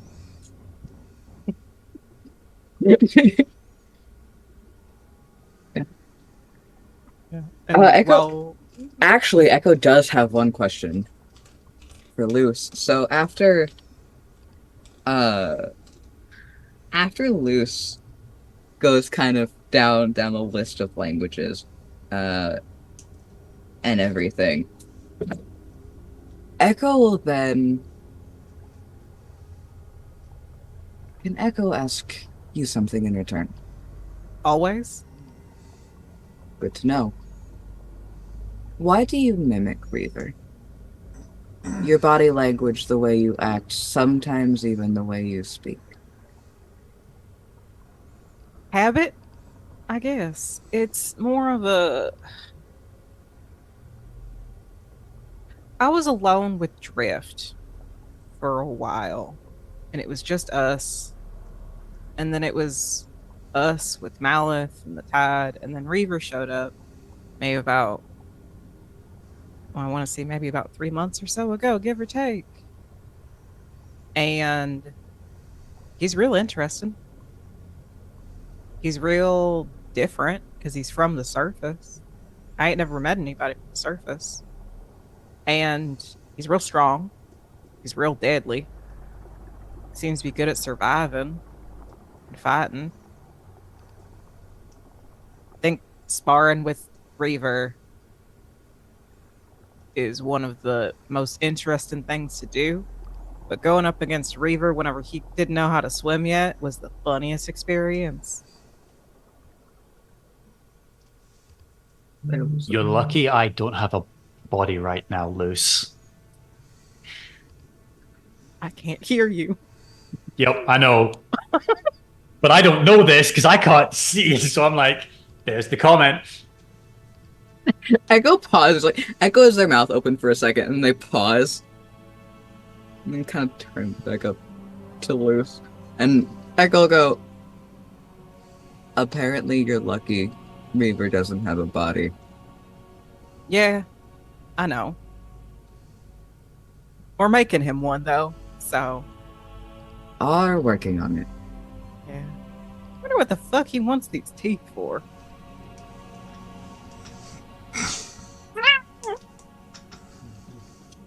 Was that Tiger? That Tiger has blessed the plan. was the perfect timing. Right as Echo shrugged, it was just...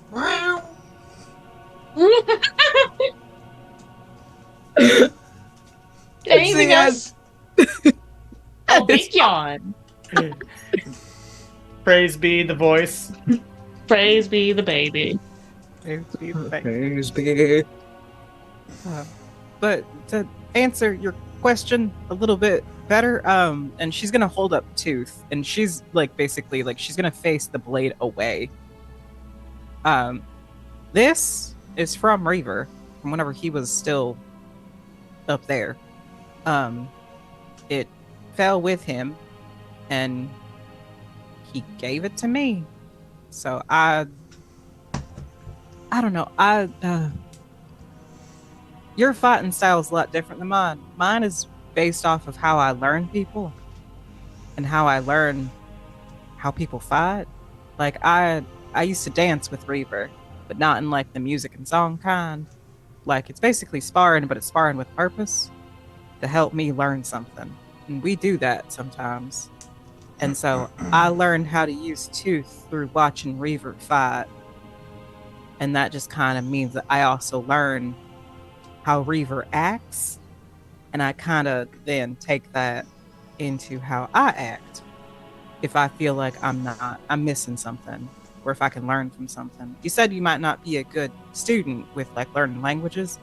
I'm a better student when it comes to like fighting styles. So is Echo. Echo understands. Yes. So if you'd like to dance sometime so I can learn how to better help you in a fight, that's something we can do in the future. Echo would like that. I don't know how that would work when you turn into other things, but we Echo can work doesn't something. have to. Yeah, but do you like turning into other things? Echo's never thought about it. What do you like?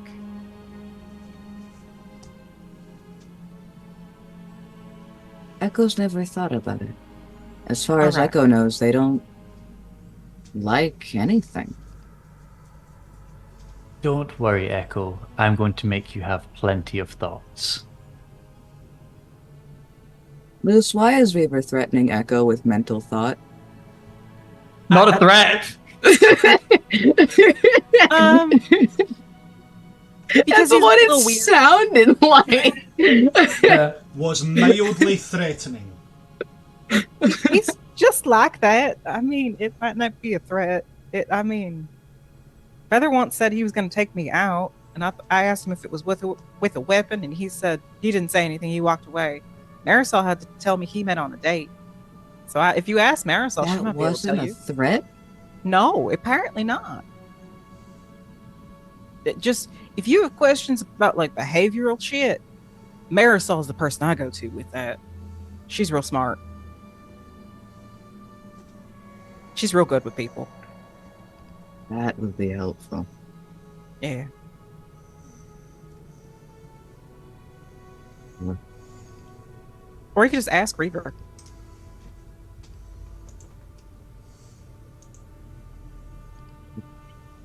Luce asked to find a killer edge.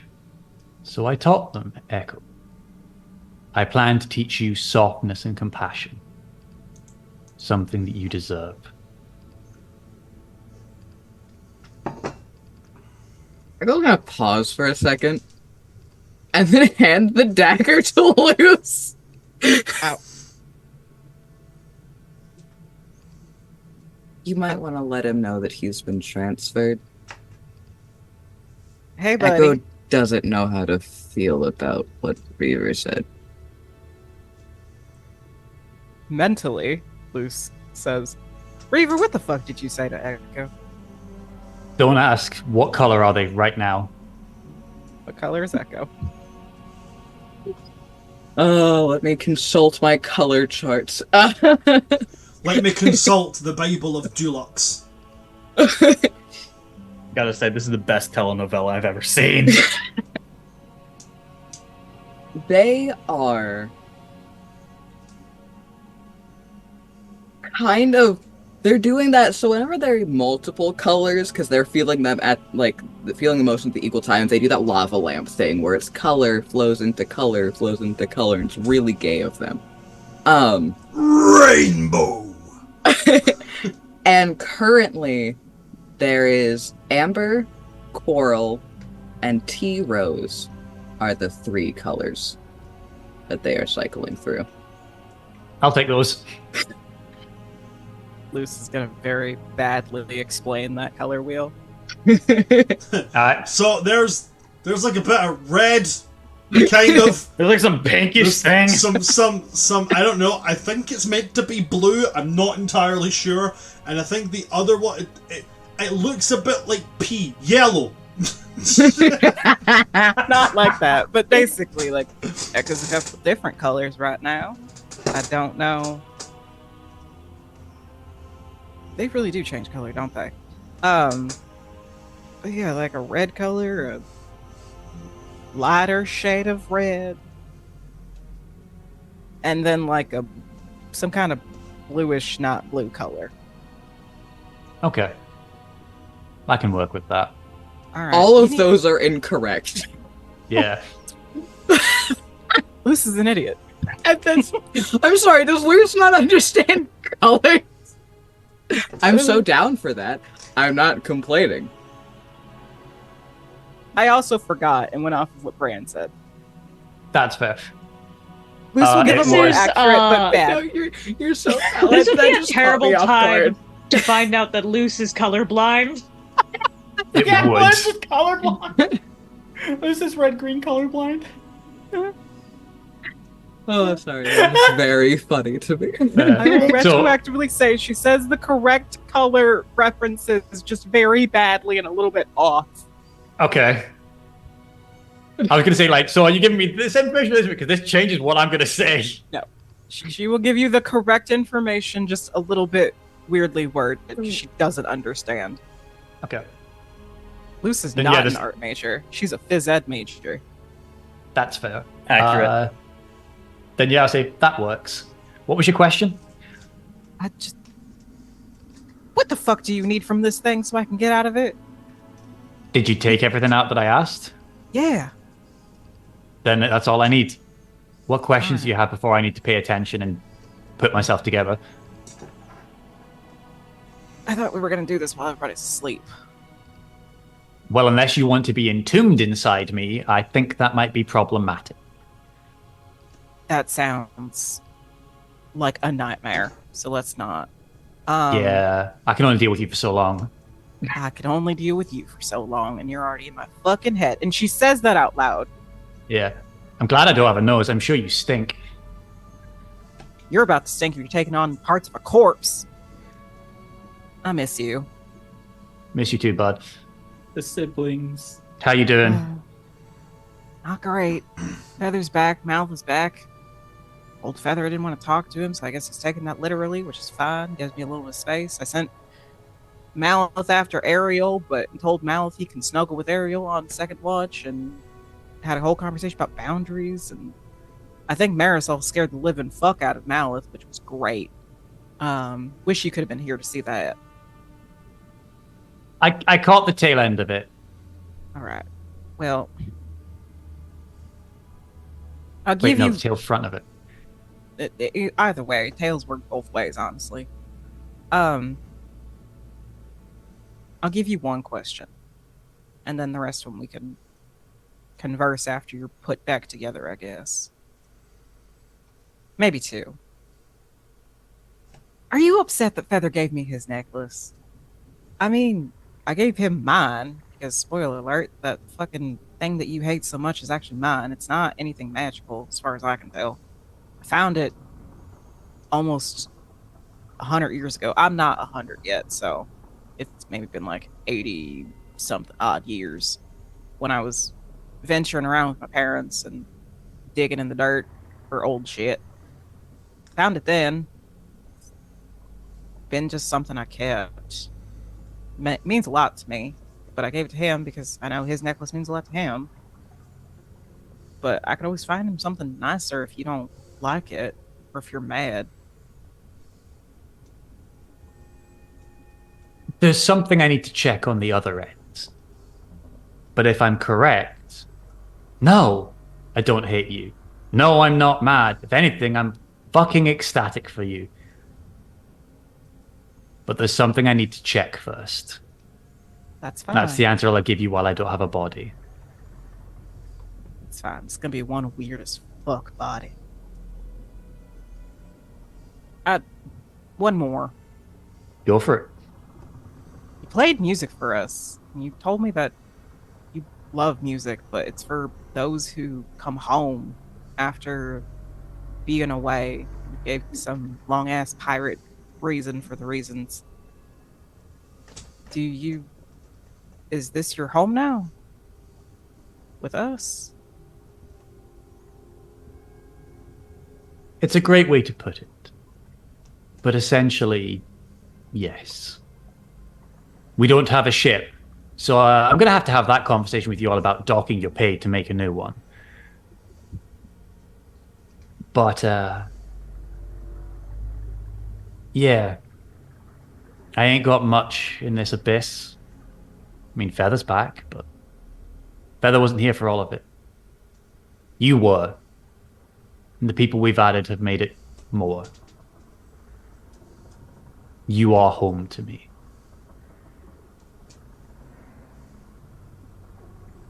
Think you might be part of mine. Even if you're gonna smell like a rotten megalodon corpse. Yeah, and you're going to be short. Constantly. All right, throw me in. I need to start getting angry. And she will put... She's not going to toss him. She's going to gently put the dagger on top of the armor in the center.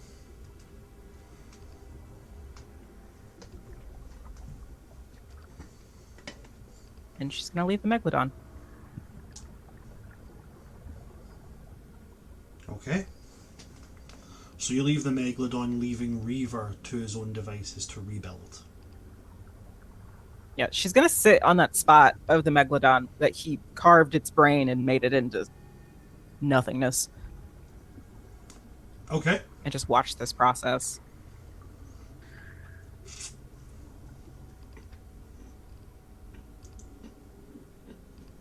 After this, we're going to jump now to Ariel.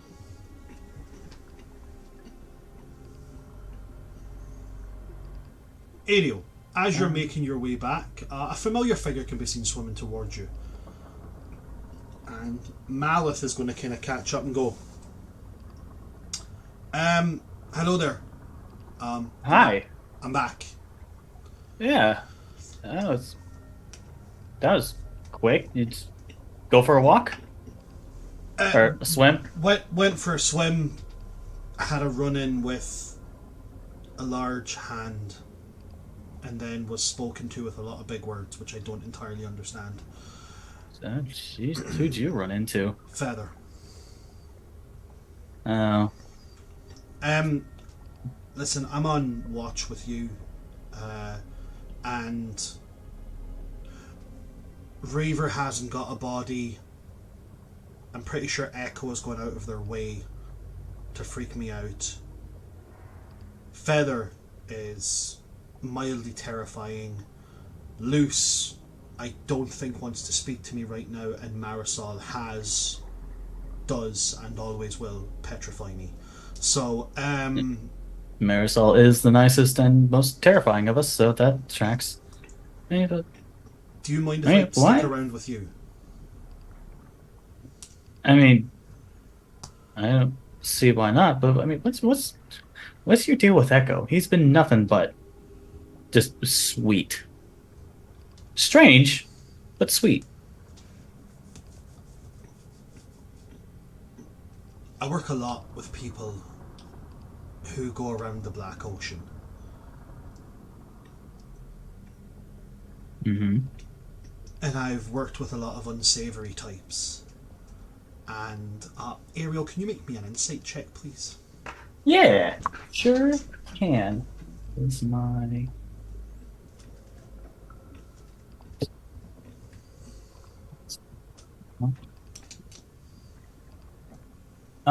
18. Malith is showing a few emotions here. He's exceptionally uncomfortable. He's also, like, when he said that, he was petrified of Marisol, he's not. It's just like he's aware that Marisol could blast him into 1,000 bits if they really wanted to. But when he mentions, like, he's worked with unsavory types and he's talking about Echo, he's genuinely, like, scared. Like, and again, forgive the expression, but it's the only thing I can really think of to give the image on his face. Like, Vietnam flashback. Like, level of terror. Like, oh, thank you very much for the subscription dinner in a game. Thank you. Yeah. So yeah, he's very it's so the fear he has for Marisol is a friendly type of fear. Like when you have a friend who's like a mixed martial artist and you're like, I love them to bits, they could snap me in half with a thought. He has that kind of like friendly fear with Marisol. He's genuinely terrified of Echo. I will say this. I have known Echo for less than 24 hours. And Echo has been a voice of reason for me when I was genuinely at my lowest. He's got a good heart. Multiple. I think he's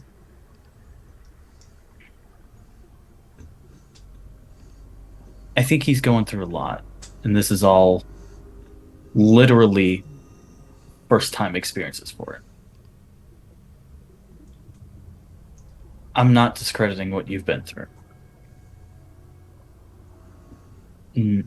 Not at all. Just give him a chance.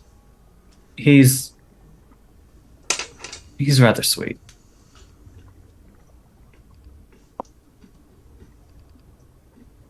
I've worked a lot with black markets, especially like the deeper cartels in the Black Ocean. One time about 10 years ago, Deep Tide gets caught up in something they're not supposed to be part of. Alright? Now remember, Deep Tide we're a small mercenary group, okay? Yeah, we'll off a handful of people if you tell us to, but it's not quite as simple as just blindly accepting. There's a code that we follow. We ask why. Why are they asking us to go and deal with this? Who are we protecting? That kind of thing. Mm-hmm. Anyway, we get caught in the crossfire. We're hired for some protection job. Okay? Protecting some Sicalian smart types. We get caught up in a crossfire and eventually we come out and a handful of ours are dead. But all of them that did the attacking, they're all dead too. Right? But now we've got a mess to clean up. And we're saying to ourselves, we're not outfitted for this. We're not outfitted for a cleanup job this big. Someone is going to find out. And one of these Sicalians says, relax. We will handle this. And then he turns to the other Sicalian.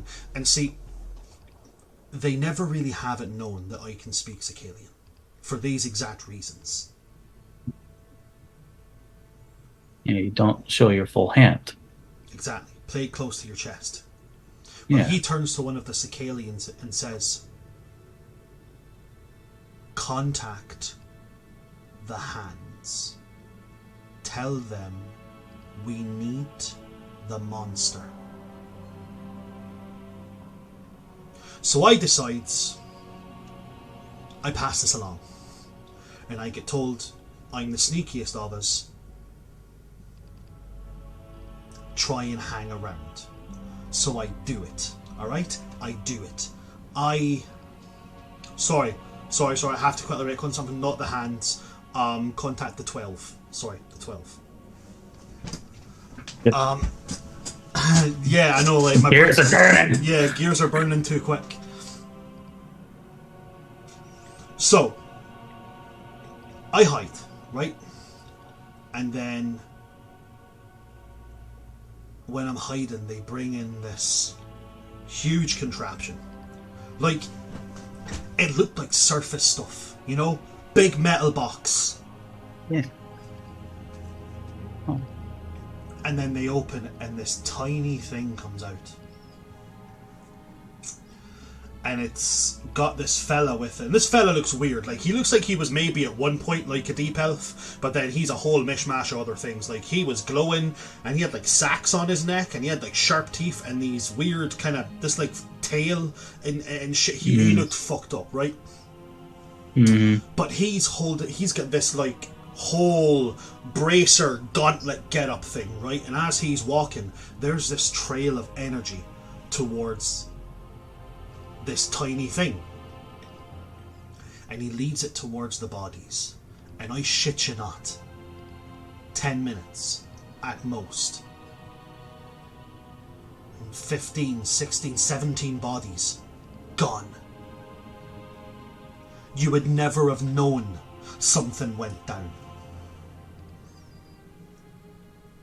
Now, I don't know if it was, I have no idea what kind of thing gets moved around down there, but it looked a hell of a lot like Echo.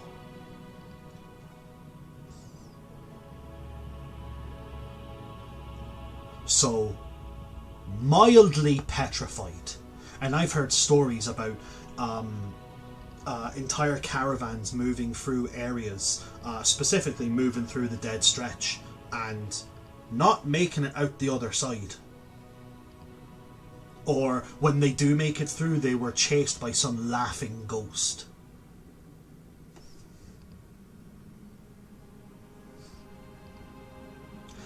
And when I came to find you, suddenly I've got laughter following me.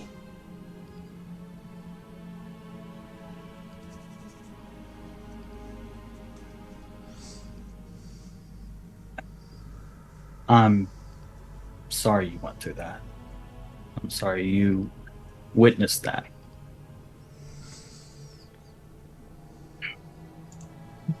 By any chance,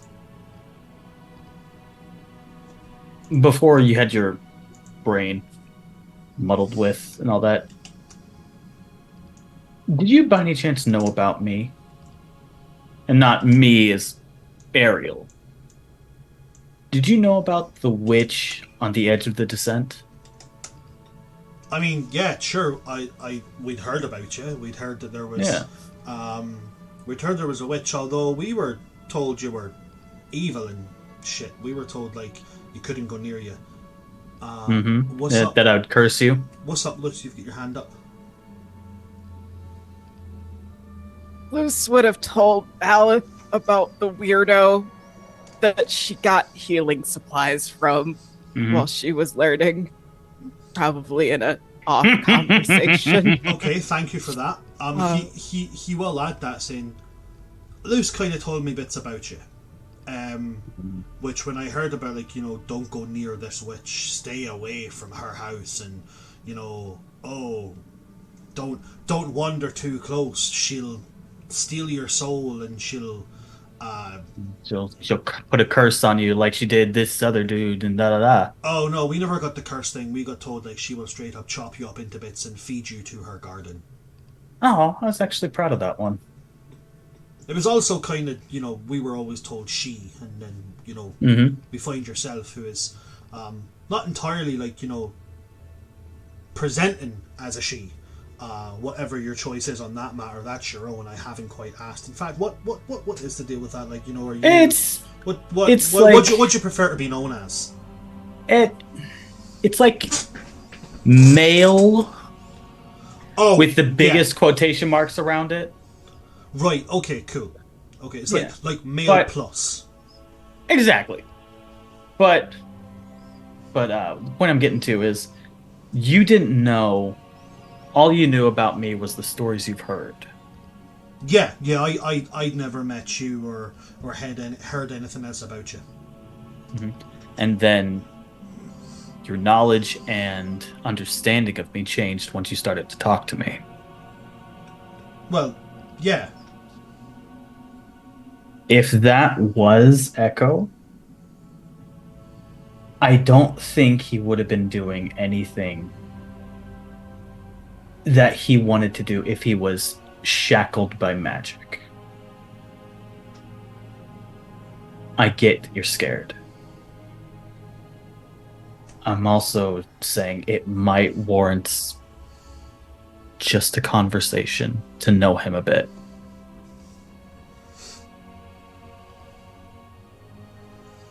I plan on doing the same thing during watch. I would like to have a conversation with him. I'm not saying do it now. I'm just saying it might do you some good to see the world from the eyes of the witch, if you get my drift.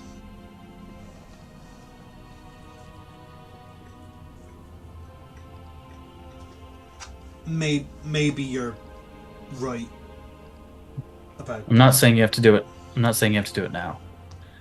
Your feelings are completely valid, and I'm just saying everything's not always black and white.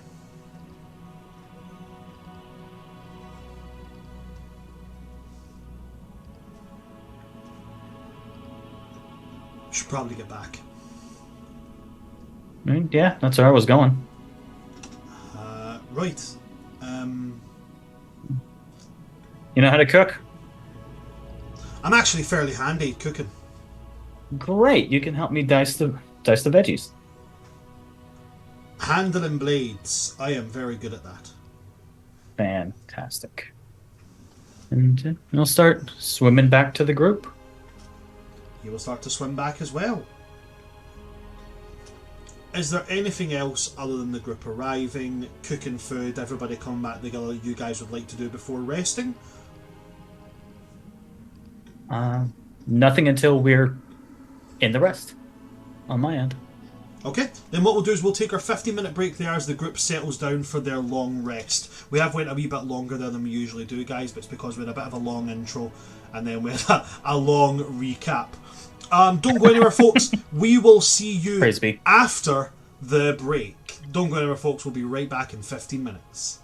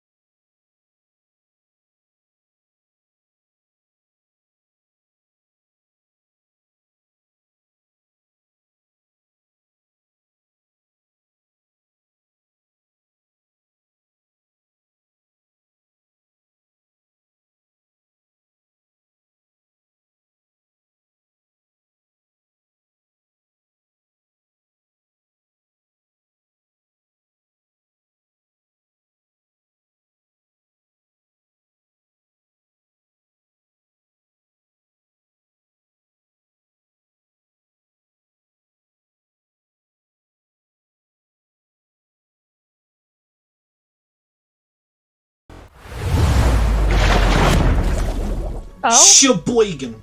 What? Hi there, folks. We are back for part 2 of our little session. With an amazing part 1. If you missed it, you should definitely check out the channel. You can go back and watch. It is definitely worth seeing. So, the only one who's not currently here is Reaver. Because Reaver is in the heart of... in the heart of the decomposing Megalodon, rebuilding his form. Now that will take 24 hours. To kind of correct on that, Echo's not leaving Reaver. It's not happening. Echo's not touching him. But they are right, essentially on the outskirts of where the building would be, like, happening. I figured we set up camp right next to the Megalodon. Yeah. Yeah. I understand. We're not leaving Reaver to his own devices. No, of course not. Surrounding him. It's That's how now. crazy shit happens. Someone could steal him. exactly. As a matter of fact, do you know what? I'm going to do this because I'm allowed to do it because it's my subclass. It's my race and I made it up. I'm going to change the rebuild time. Because 24 hours plus a level of exhaustion after it is a bit much. So I'm just going to make it the period of a long rest. And the reason you gain the level of exhaustion is because you essentially pull an all-nighter. Okay, so we're going to... Absolutely fine. Brief retcon, take a note of that. I'm going to amend the document after I finish this. It's going to become over the course of an 8-hour long rest that and never beyond repair will take effect. That makes sense. So, in fact, then because it takes that shorter time, Selkie, you'll see parts of it happening. You'll see bits of the bone bending, reshaping, and bits of what was previously Reaver moving, and maybe not moving into the same position, but definitely becoming part. But at this earlier stage, it doesn't even look reminiscent of anything.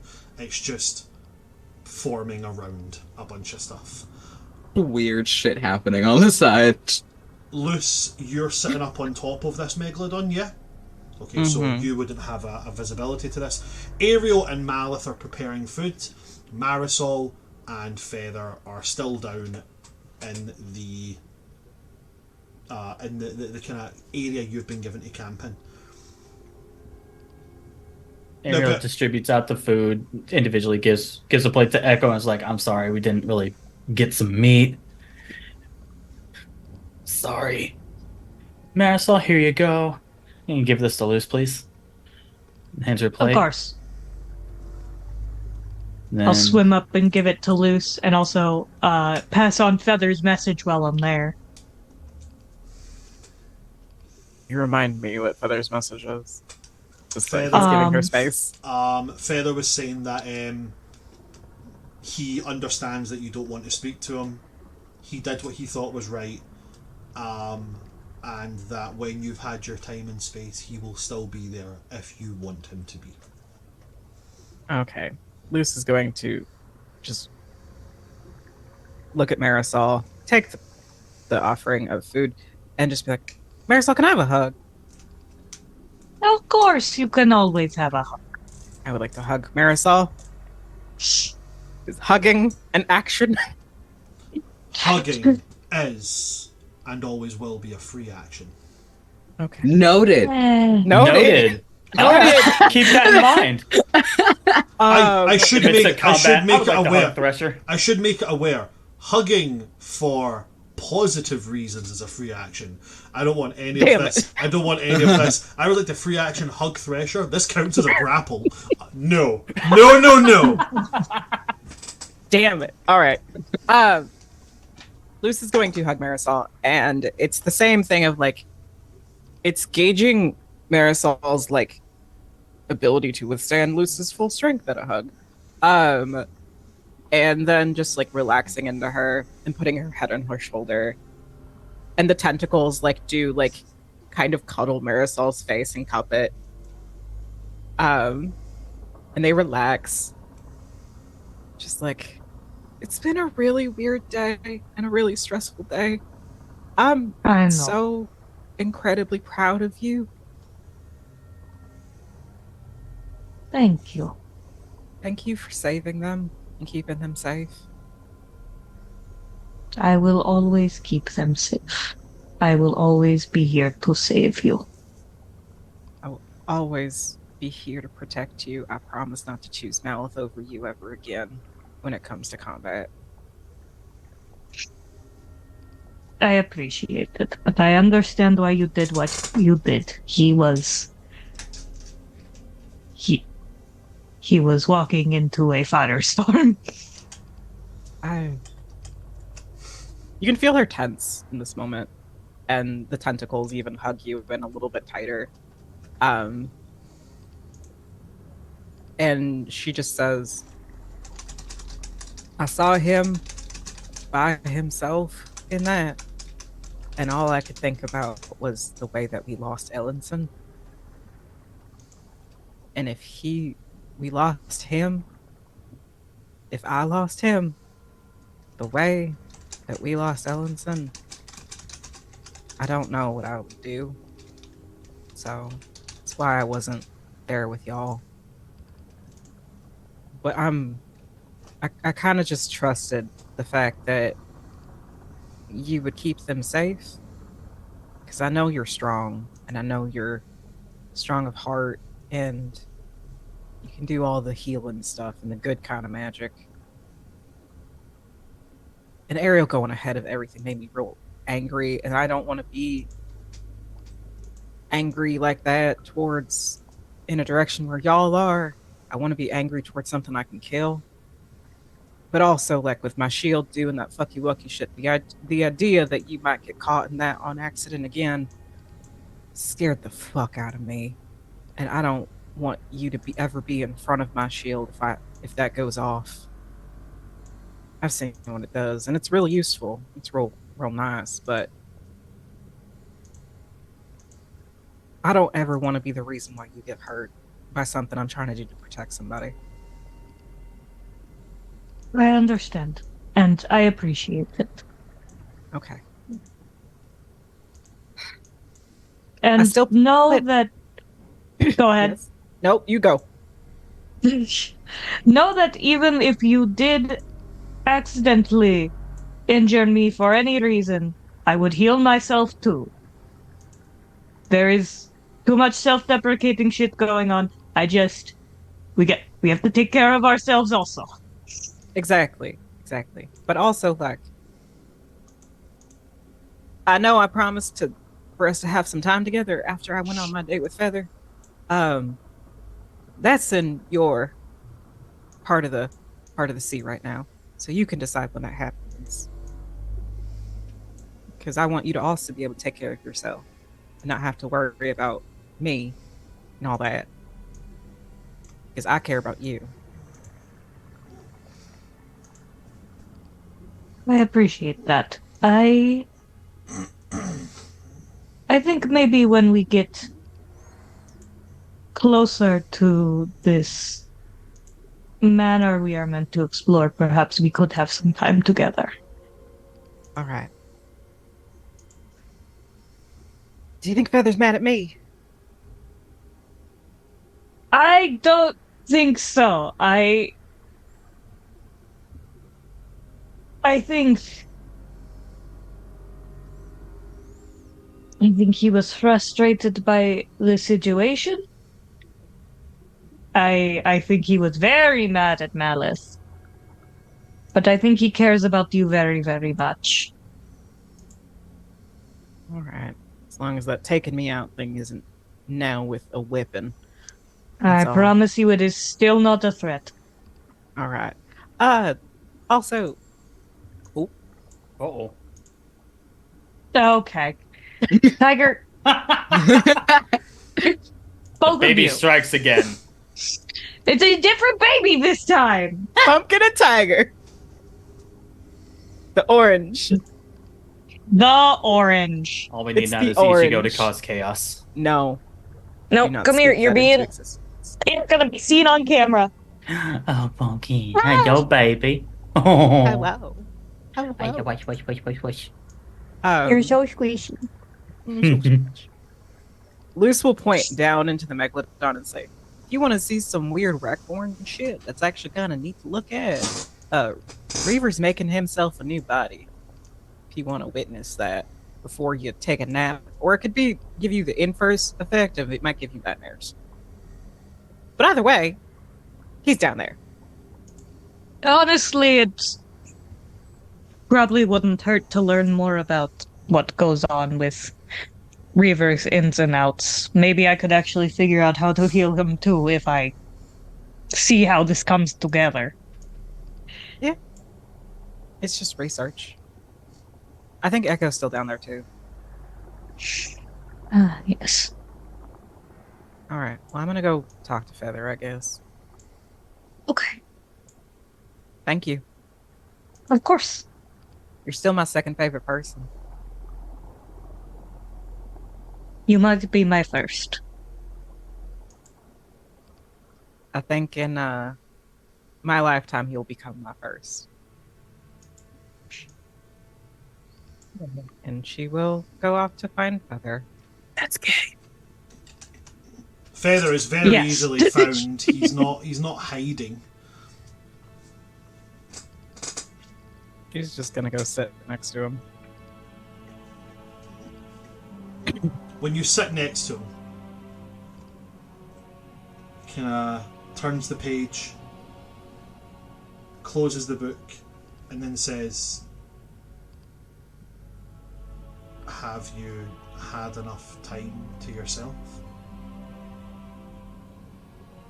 I don't want to be alone. I never want to be alone. You have to understand that the way I process that, I'll never leave you alone. That's the way I would like you to process that. Okay? As long as it's of your free will, I'm fine with it. Especially if it's you.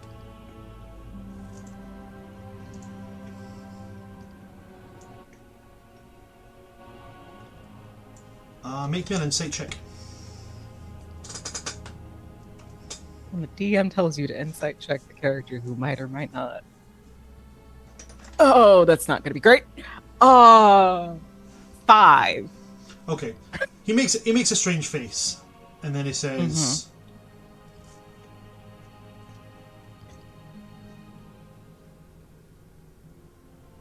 I definitely want to be here. When I was on the surface, when I was alive, I thought the deepest want that I had was to be better, was to be the best, and was to know everything. And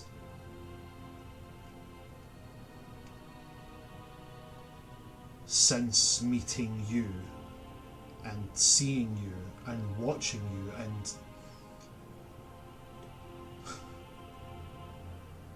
I've realised that want I had up there pales in comparison to wanting to be near you.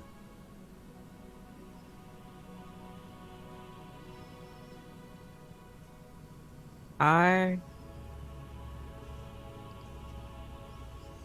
know how you feel to a certain degree. I don't like being alone. I don't like the quiet. I'm fine with the dark. Dark's fine. I can still see in most of it. But I don't know, you're just so smart. And I feel like you're smart in ways I literally cannot comprehend, as you said. And then I learned more about you beyond just like the curiosity of, you know, this guy literally came out of a necklace. And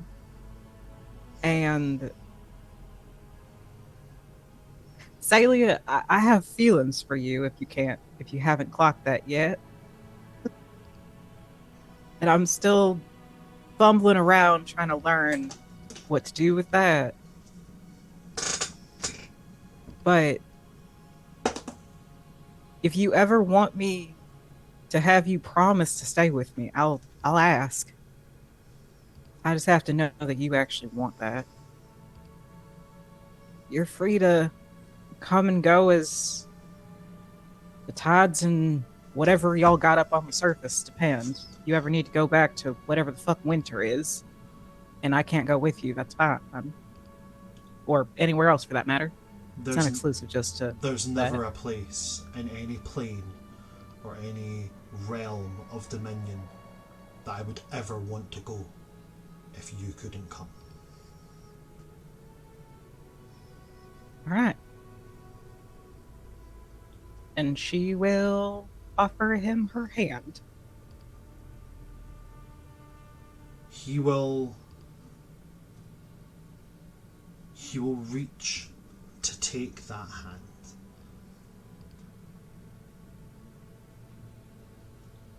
And his hand hovers above it before he takes a hold of it. And he's trembling. He's like shaking.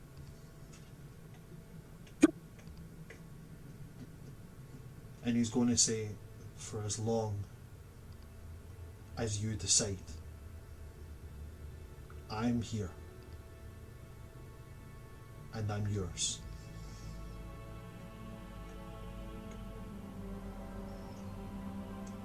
All right, then. I know that, and you can see, like, he is. It's not like his usual thing where he is double and triple checking every word before he says it to make sure it's the correct thing. He's floundering for words, and he says, "I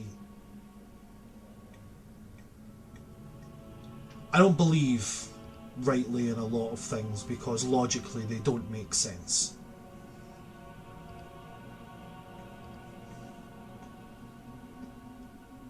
And since meeting you, I'm having to rethink a lot of that.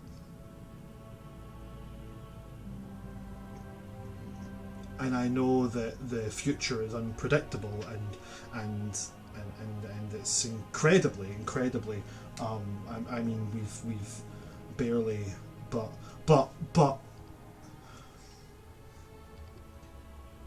as long as you want me, I'm here, and I'll always be here. But the moment you don't, I'll still be here.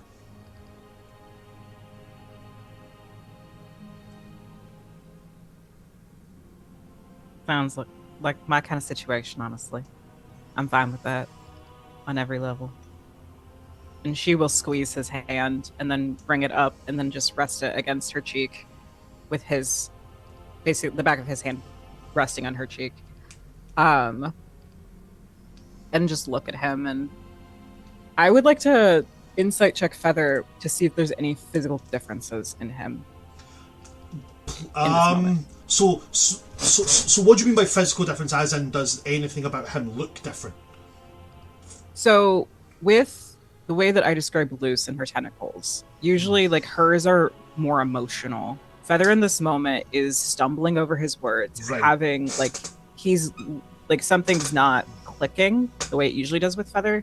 She's trying to see if it's something like that's ailing him or if it's just a very physical reaction to the closeness I understand and the conversation. Wholeheartedly. So. Roll your insight check. I'd say you're fairly familiar with Feather. So 19. A 19. 18 plus 1. He's doing this a lot with like his free hand.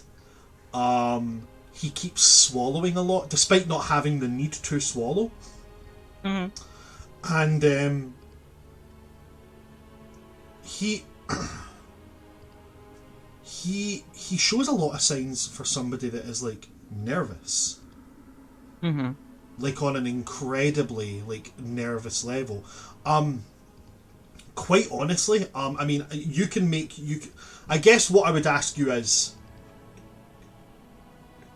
how familiar is Luce with seeing people who are feeling intense emotions about someone that they have deep emotional feelings for? Like, how used to that is like, would Luce be able to tell, that guy looking at that person, they're holding hands, oh hell yeah, he's got it deep. Like, would Luce be able to spot that, or is that...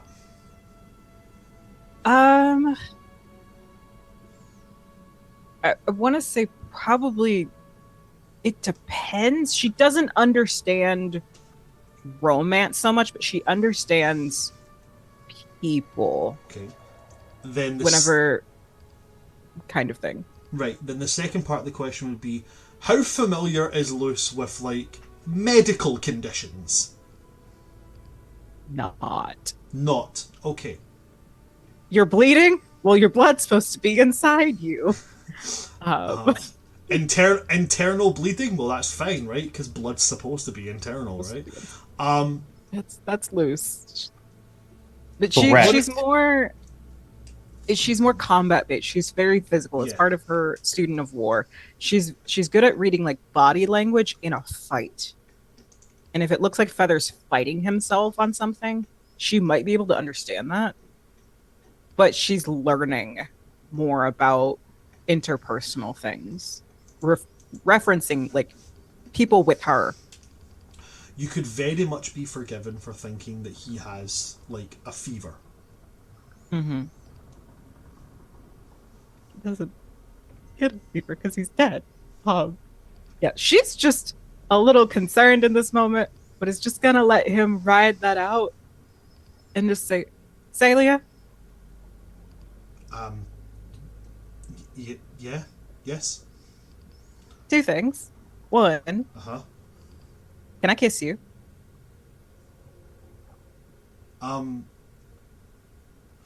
think it's safe for you to consider that you have like a blanket yes on that, which I'll tell you if that ever changes. But unless I say otherwise, that you're perfectly free to do so. All right. Well, you came back, so I kiss you. That's the whole deal, right? Okay, in that case, I have to go for like 1 minute, and then I'll be right back. He's obviously trying to kind of play off some kind of joke, but it's like almost kind of stuttered out. But yes, he is perfectly fine. He's giving you like kind of blanket permission, like. And she will kiss him on the cheek. Mm-hmm. So it's like, all right, well, before you go and come back, so you can have me kiss you again, because I think that's where that was leading to. What were you reading?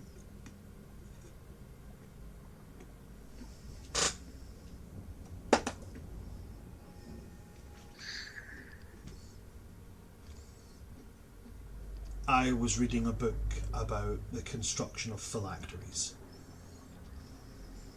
The necklace. Yes. All right. Well, is he calming down now? He seems more like resigned. Like he is like, you've asked the question, and there was a moment where you can tell he was like he takes that kind of like tense breath, but then he kind of like his demeanor calms as if he's now just went, she's asked and I'm not going to lie. Mm-hmm. So he stops and he says, when Malith left and I saw how upset you were, it wasn't Celia that went after him. It was the phylactery. The lich. And every time I use those abilities, it's like I can feel it clawing inside me. And Go ahead. Nope. She's... Okay. Go ahead. So, it's something that's never quite been done, but it's been theorised. And I'm looking to see if there's a way that I can get back what I put into that phylactery. Oh. I understood half of those words, but I mainly understood that you feel like something's clawing at you. when the rest of them go to sleep, I want to maybe show you something. Mentally. Okay. I think I'm feeling something. Not the same, but a little bit similar, maybe. And Reaver's putting himself back together in the middle of a megalodon, so keep you company. That sounds good to me. She's gonna kiss him on the cheek again. Welcome back, Sailor. Can I ask you one thing? Anytime.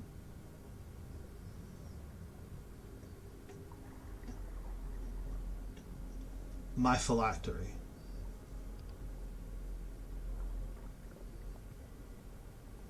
If the lich ever happens, it's resistant to most forms of damage, but if you can find a way to deal holy damage to it, that'll destroy it. Don't let me become that thing again. I promise. Good. I'll still be with you if you do, but I promise, if that's what you want. That's not something I want you to be with or be around. Because it won't be me.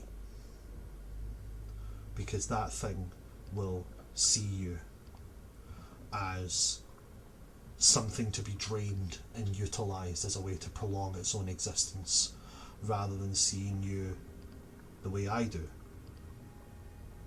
which is something that should be prolonged rather than be used to prolong something else. It will look at you with disdain, whereas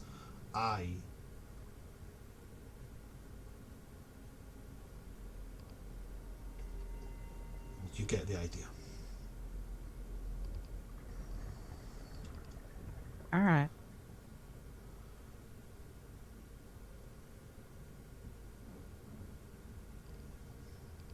And he just stops talking at that and goes She's back to just just gonna- sitting holding your hand. Yep. She's just gonna pull him in, so then and basically maneuver him. She's probably strong, a little bit stronger than him, but also trying to maneuver him so that he is basically like being held by her and being comforted. His feather is always on her left side. Always. She is basically going to wrap her free arm around him, pull him in closer, and maneuver him so that he is like halfway laying on her to get him to relax into her. And that's all. And they're just gonna stay like that until people go to sleep. Okay. To the rest of the Once party. he wants to move it. Just tiny little thing. Yes, Ariel. As Marisol comes back from seeing Reaver do what Reaver do. Hey, Marisol, I have a question. Okay.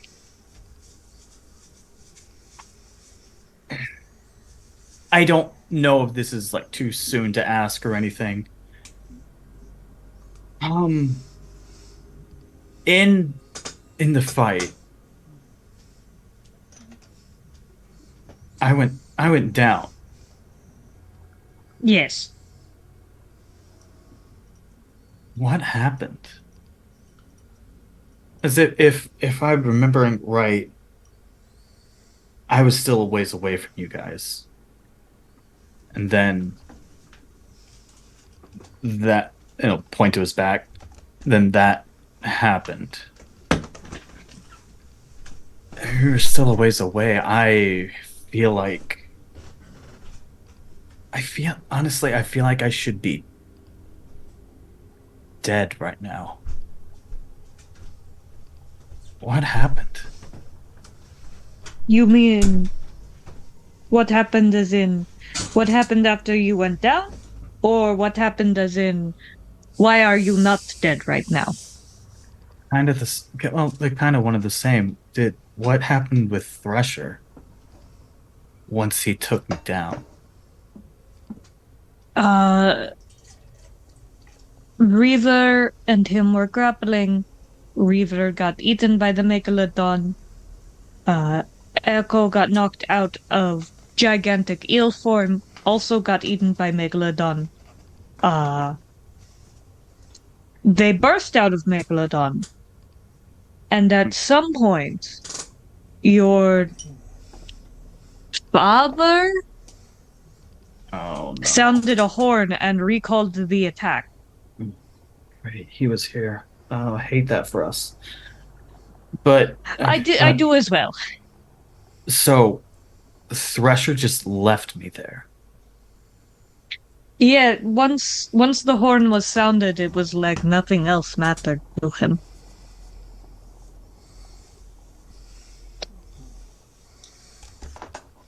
Oh.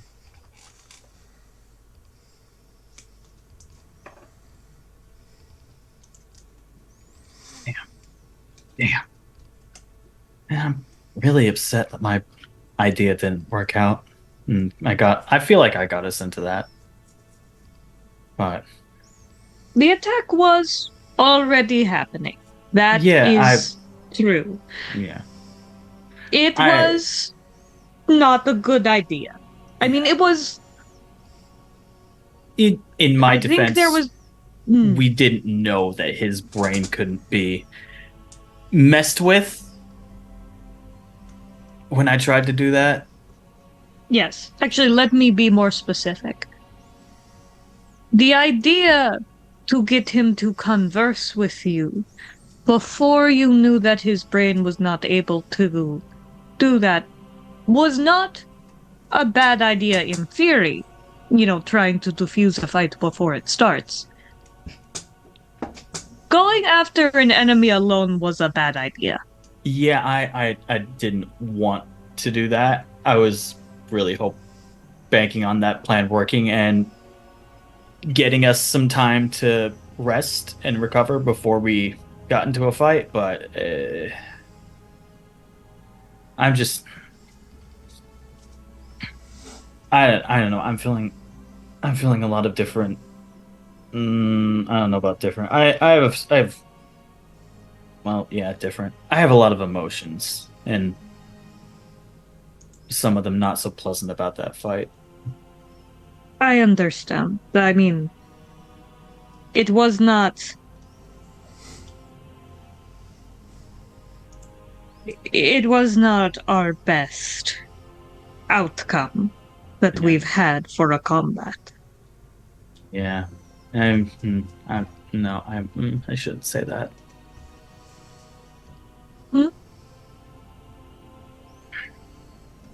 Nothing. I'm just. I don't know. I think I might be angry. Okay. Who are you angry with?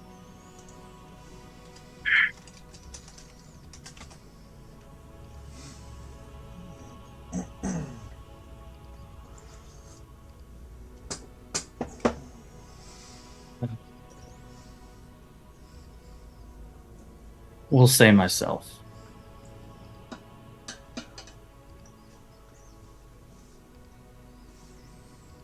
We will say that, but do we mean that? No.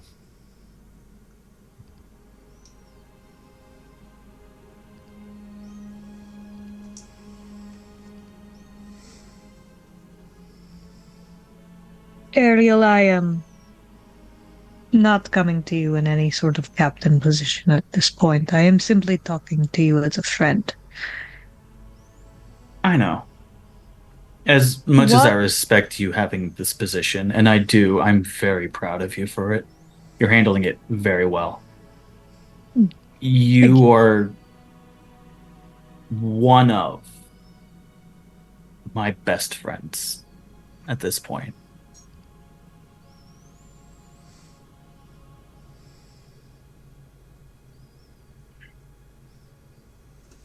Thank you. I don't know if this is terrible of me to think, but I am very and you'll see him like get a little bit choked up.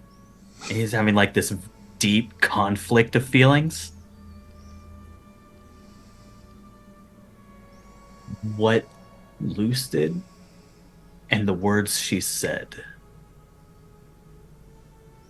I'm so angry at the hypocrisy of it.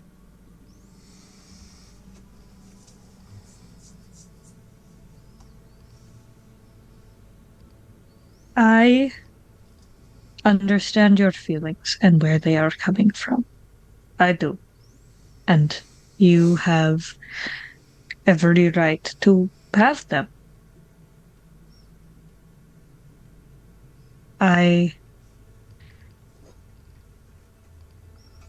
She confuses the fuck out of me. I don't know what to think about her.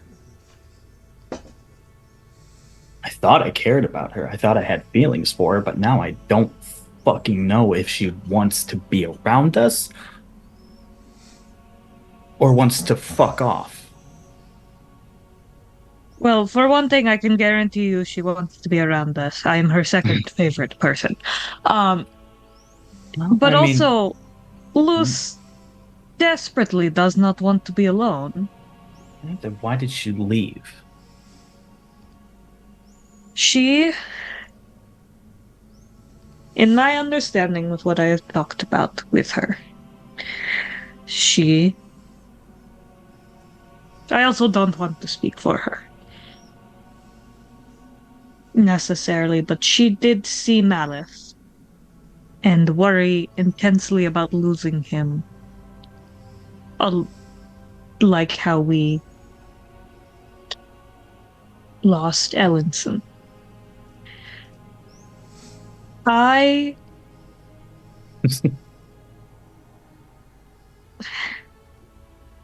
think that this situation is a very difficult one to reconcile with right and wrong. And you're probably right. You're usually always right. I feel like an asshole, but at the same time I don't. You are not an asshole for being upset with how the fight went. You went down, and that in and of itself is an extremely difficult and traumatic thing to reconcile. Also, apparently you saw your dead dad, and that is also an extremely emotional and difficult thing to reconcile.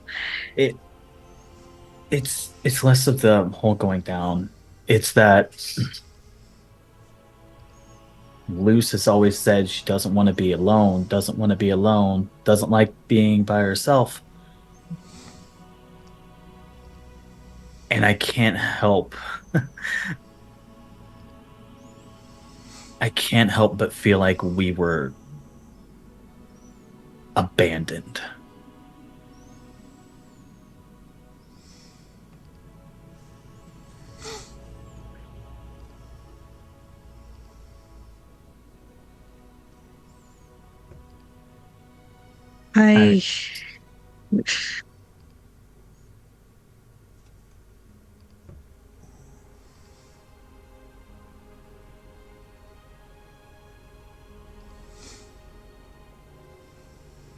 I wish I could sit here and say that, no, that's not true. That's not how Luce meant it. That's not this. I don't want to speak for them. I know Luce was a little upset in the moment, and I will say that much. And I know that also you have every right to feel the way that you feel about the situation. I don't think any of it is wrong. I in that moment was also a little worried because me and Luce always have each other's back in battle. I will say two things here. One, Luce has told me that she will never make them that choice again. And 2, I will say that this building animosity for these different issues that have happened are only going to get worse until you two actually talk to each other about it. And I know there is absolutely nothing on this planet that either of you want to do less. But for the good of all of us, please, whether it's screaming, crying, you punch each other in the face, you headbutt each other like her and Reaver do, just get it out. And we will handle the aftermath together.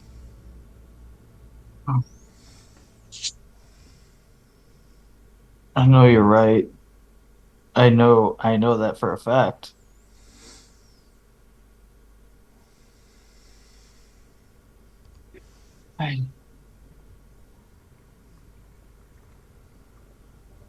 I'm usually pretty good at reading people.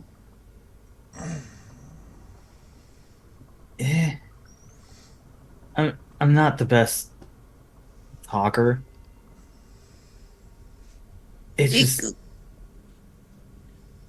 Well, sometimes it's not about reading, and sometimes it's not about talking. Sometimes it's just about listening. There may be something here you want that helps you understand the situation more. I don't know. It's just every time I try to talk to her or do anything with her, something's fucky. It's only going to keep being fucky until you talk to it and talk about it until it's not. I tried that, and it got worse, I think.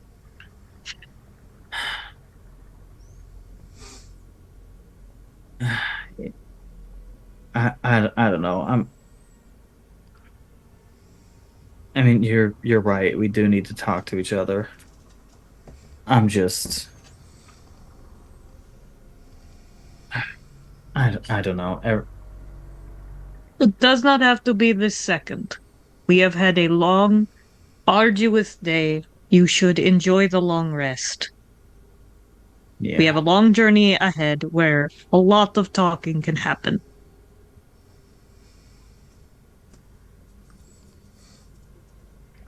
Yeah. Thanks, buddy.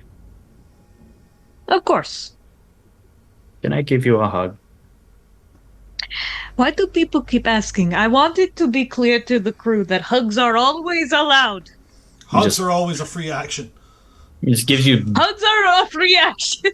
It just gives you a big hug and a big squeeze. Honestly, I think out of the whole crew, I think you're tied for my favorite. Thank you.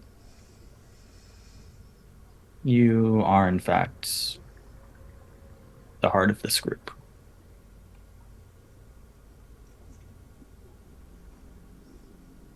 Thank you. I appreciate it. Anytime. Okay. I'm gonna get some rest. It's been a day. I almost died. Yes. Yes, that did happen. That was all today. That was My God. today. Oh, fuck. Okay. Okay, I'm gonna go lay down.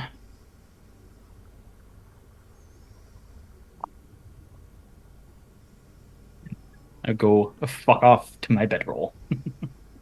Nice, nice. Okay. So that's that for Ariel. Ariel has now went to sleep. Reaver's still rebuilding.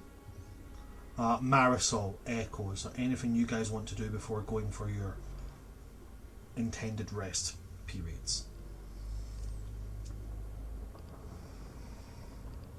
I'm probably just gonna sit down and chill next to Echo while Echo watches Reaver intensely. Echo is focused on other things too. I swear it's not tunnel vision. I gotcha. I gotcha. Oh. Yeah, no, I think for Echo, it's just finally settling down. Things aren't hitting the fan and being blissfully unaware of the coming second watch. Speaking of Yes. how they're doing their sleeps, by the way, is they're sleeping the first 15 minutes of each watch. Well, as much as they need to, and that's how they're going about it. This is something that we discussed before anybody jumps on there, but you need to have a set amount of time of unbroken sleep. This is something that was discussed, and since I created, or since me and Cove, me and Selkie together created the race that Echo is, and are currently in the process of creating, we're allowed to do what the fuck we want. So that's to explain that. But yeah, so for the next 8 hours, you're sleeping the first 15 minutes of every hour, essentially. For the first... Whenever someone switches, because they don't need the full, Yeah. Okay, cool. Yeah, no worries. That's absolutely fine. You'll still get the agreed 4 hours at least of rest that you need. Awesome. Okay.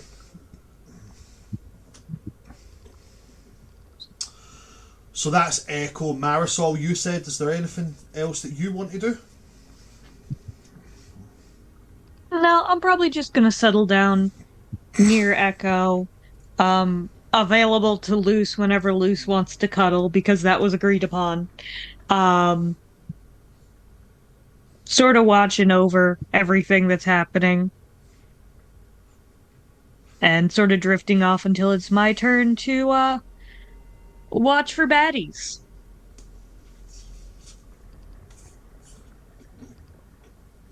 Okay.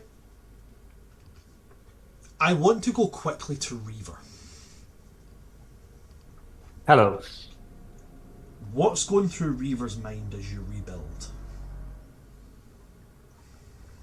So for the 8-hour process, it's going to be just funneling all my anger and vengeance and every scenario of wanting to kill or failing to kill or people that I care about getting hurt, and just using that fuel because of this. From the description of the Wreckborn has something to do, and that mine is get revenge, and it's just using that to pull myself literally piece by piece together, using the energy of anger as like the necrotic part, because obviously undead, and just having that decay and melt flesh to then act as sinew and pulling parts together like glue.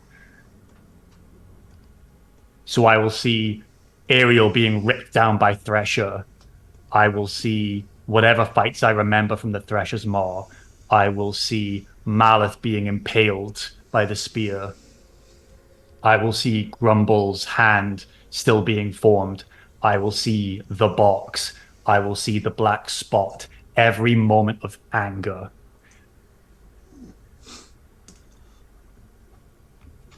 All right. And that's all you wanted? That's all that Reaver's focusing on in that time? Yep, until I got the description when you want that for like how it forms. Yeah, that's all he's doing, just again and again. So if anyone like taps into the head, they're just going to see moments of anger and wanting to kill. Alrighty. So then, I believe then we go to Luce. You wanted a moment with you and Feather when everybody was kind of resting. We'll say this is kind of like first watch period. Unless has anybody else got anything that they wanted to? No? Okay. Not until my watch. Luce, take it away.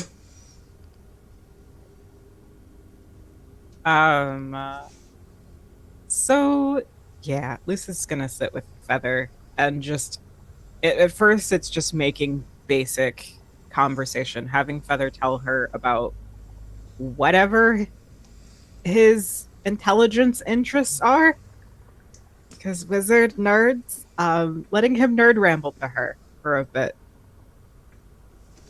Just to make him more comfortable, because he seemed like he was going through something in the previous conversation. And it got really, like, serious.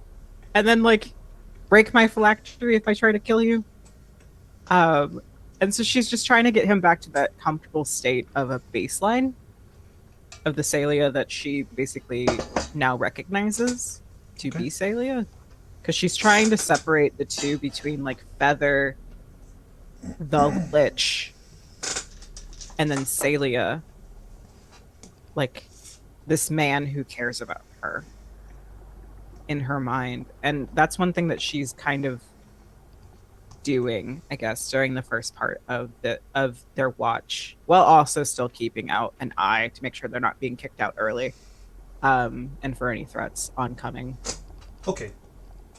Well, in that case, as you're talking to him, Feather will, or I guess in this case, as he is to you, Salia. Mm-hmm. He'll tell you about when he was growing up in Yulna, which is the name of the Winter Elf city. Sorry, that's the name of the continent that floats above the frozen salt ocean. And he tells you about Winterheart, which is the Winter Elf capital city.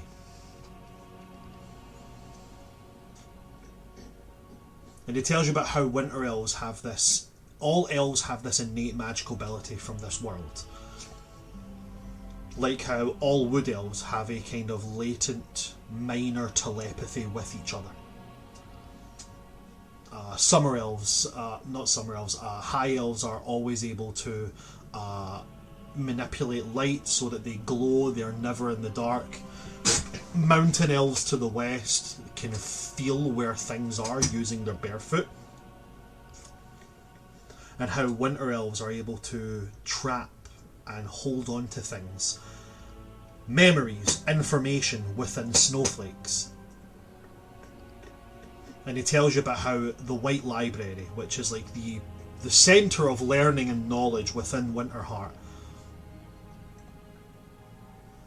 and how it's just a 50-foot radius cylinder building which has a constant flurry of snow. And that if you want to know about something, you step into that circle and you think about what you want information on and you put your hand out, and the snowflake that you need will come to you.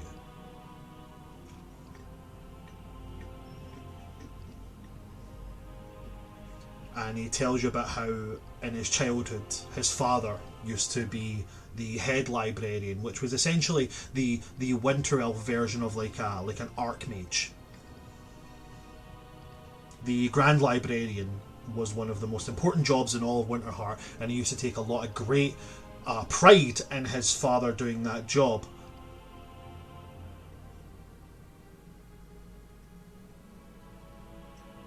And then he goes on to tell you about the hobbies that he had, and one of the hobbies that he really, really enjoyed, he used to really, really like, he could never sing. He was always very bad at singing. And he says that winter elves in general don't really sing, but he used to enjoy playing the flute. Mm-hmm. And he also goes on to talk about how winter elves have this very specific instrument that nobody else really seems to like except them.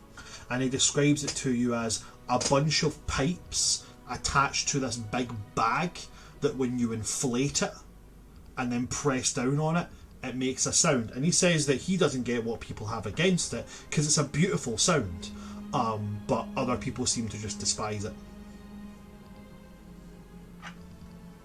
And that he plays them, but he hasn't played them in centuries.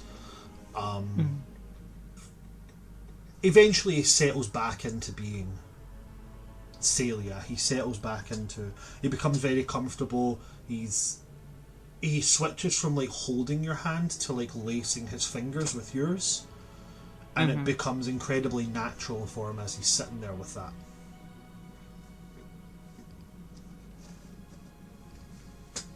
Luce listens intensely to this because she's not close to either side of her heritage anymore because she's been away from all of it for so long. She's a little bit closer to the deep sea elf part because of the work with the tide, Yeah. but she's just so enamored with how all of these surface elves have all of these different traits.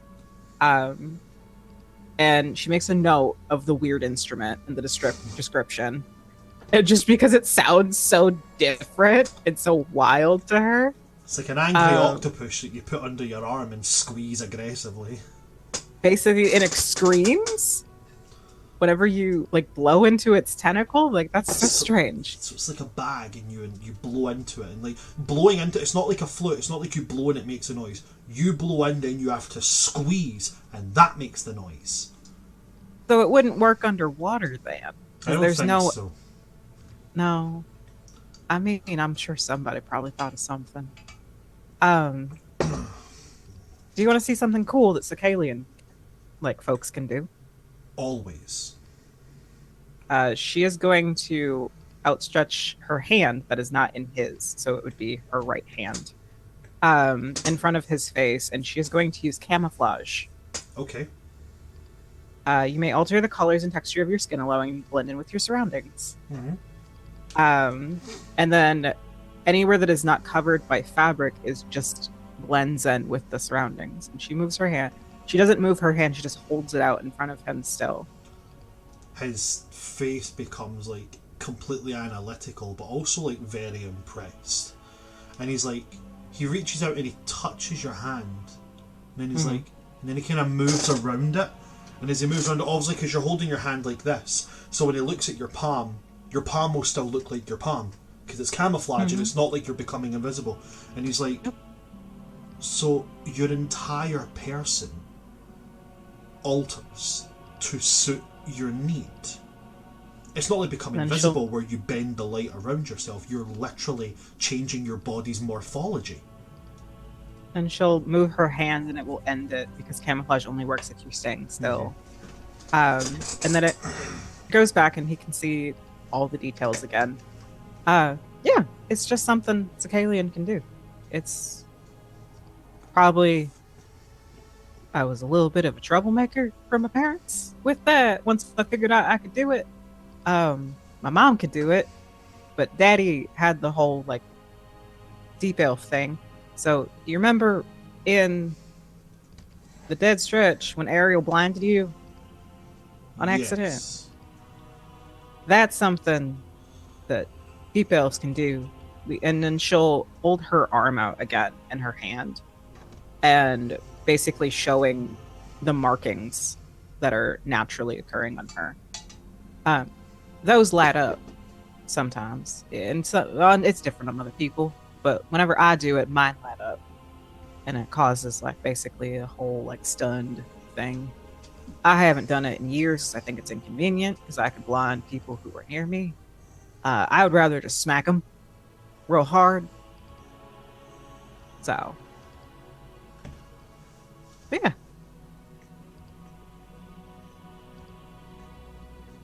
You are magnificent. Sometimes, yes. All the time. Hope you keep that feeling. I have the highest intelligence out of both of us, so most likely if I say something, it's correct. All right. So if I want to win a disagreement between the two of us, I just have to pick you up and show that I'm stronger than you. That's certainly one way you could do it. However, I can also change my shape. Oh, you can do what Echo can do. Kind of. Echo physically alters their body to become a certain way. I use magic to weave my body into a different shape. All right. I know it doesn't sound like there's a difference, but there is. I fully believe you. You're the smarter between the two of us. You could tell me that the water in the sky is purple, and I'd probably believe you until I saw it for myself.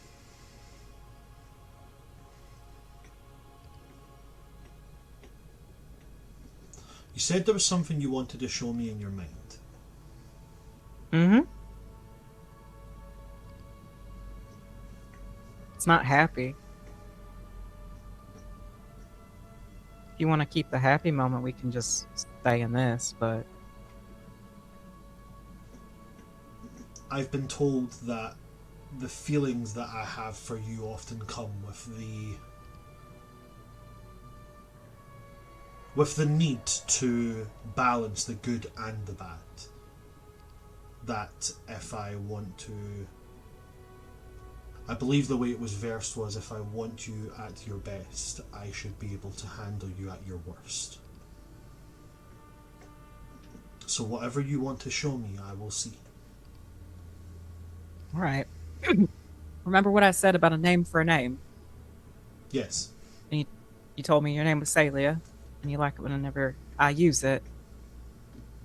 That's kind of what this is. And she will put her forehead against his. Okay.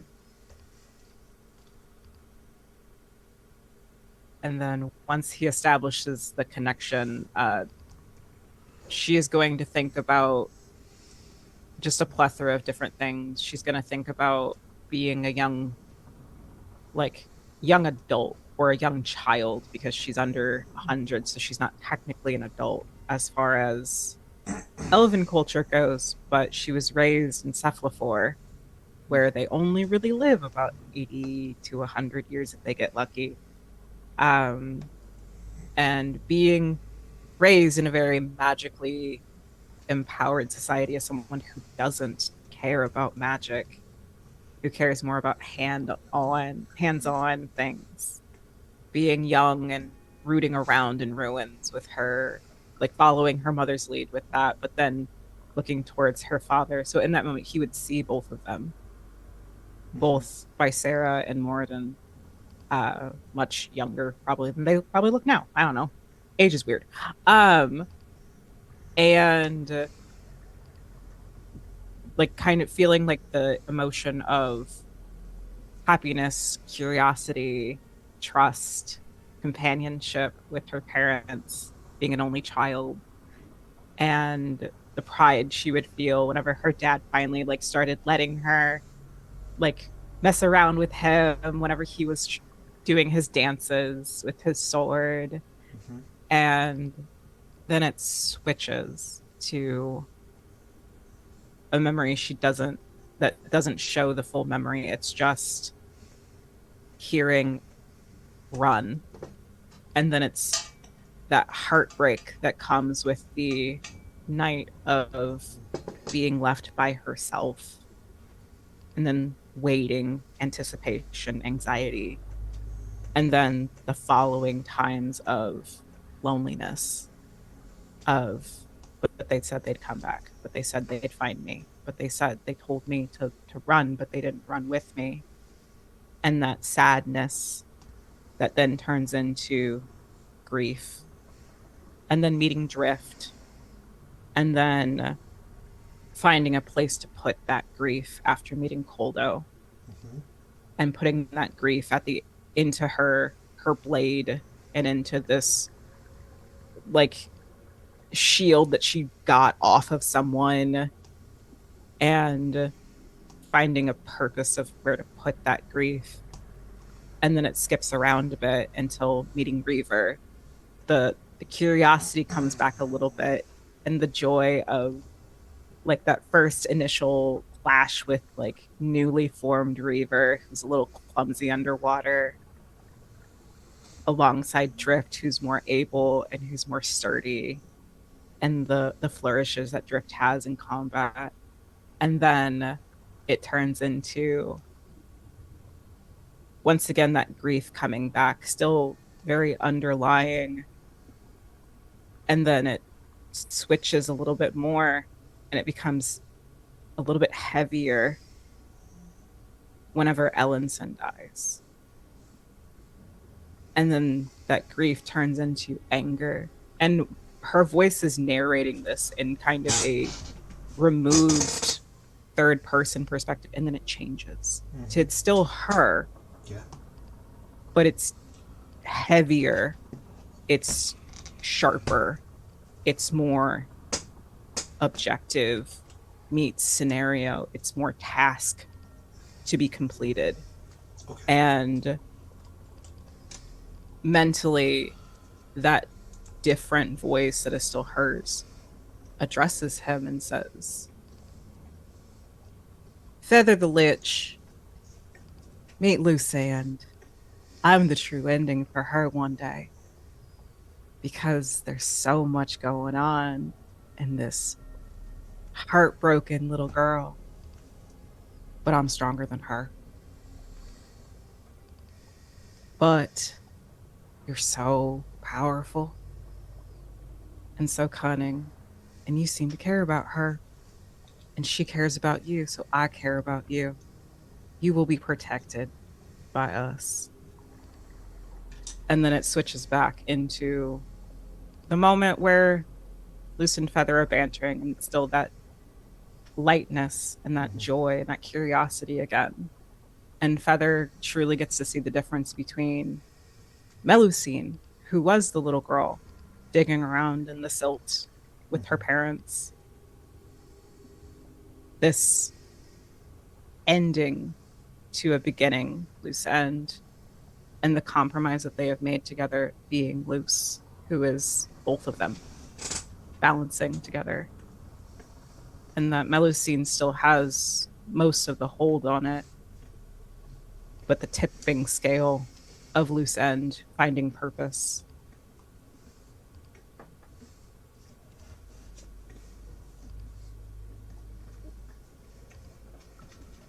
And she just and out of her mind she sighs, because it's like a weight that someone else knows this now. Okay. When you come out of that,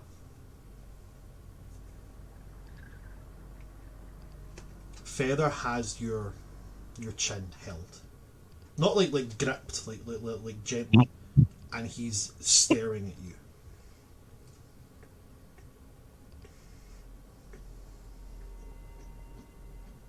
And he says, loose ends are things to be cauterized and cut off.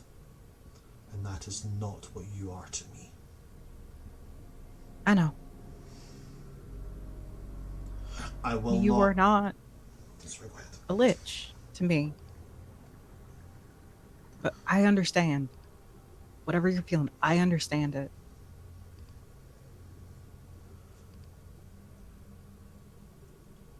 I will not tell you not to feel this way.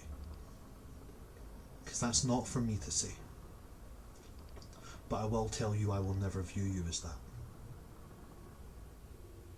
That if the reason that you are known as loose is because of that,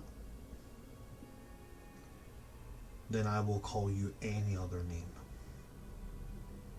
Oh no, I'm known as loose because I got tired of people fucking up Melusine. Also, hiding from whatever my parents told me to run from. And it's easier to instruction-wise. Caldo calls me Sin, because I introduced myself as that to him. So it's just... I like being loose. I've grown out of being Melusine. Some scared lost child. Was it tiger or pumpkin this time? It was Tiger. He will nod to that. It was pumpkin. He will nod to that, and then he will say, it's time for me to show you mine.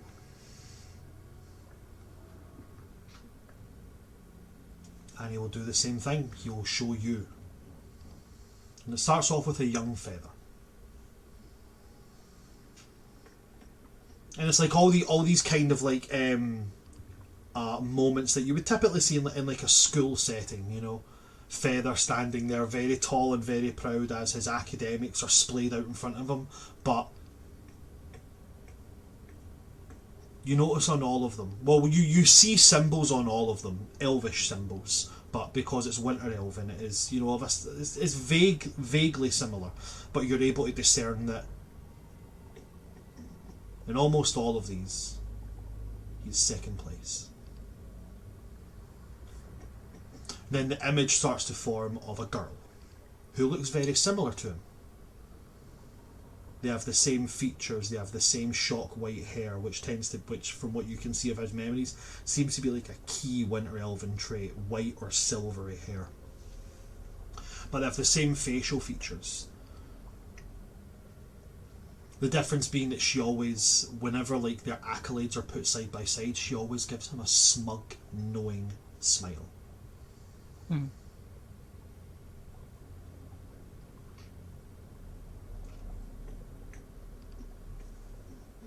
And then it goes to him meeting someone.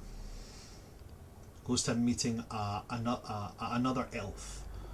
But they meet in a place that looks like a city built of towering scopes of marble and platinum and gold, all incredibly bright, like a burning ball of fire in the sky constantly illuminates it.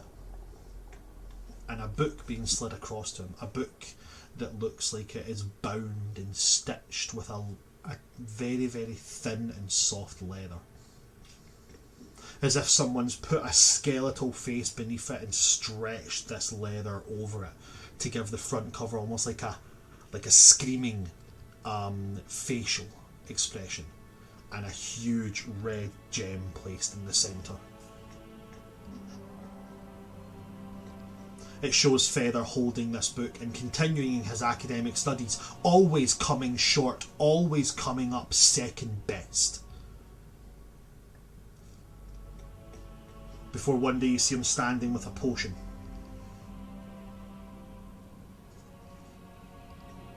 And looking at a diagram here. And this diagram instructs him that, from what you can make out of it, half of this potion must be drained and then replaced with something else.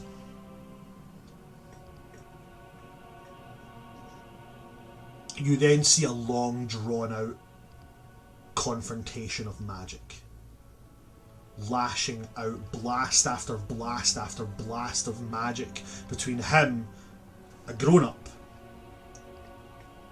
and this woman. And they're hurling insults at each other in Elven, until at one point he gets the upper hand, but he gets the upper hand by using trickery, illusion magic, bringing her to the ground, and then he steps over her, takes his wand, points it at her, and in a moment of silence he says, "Who's second best now?"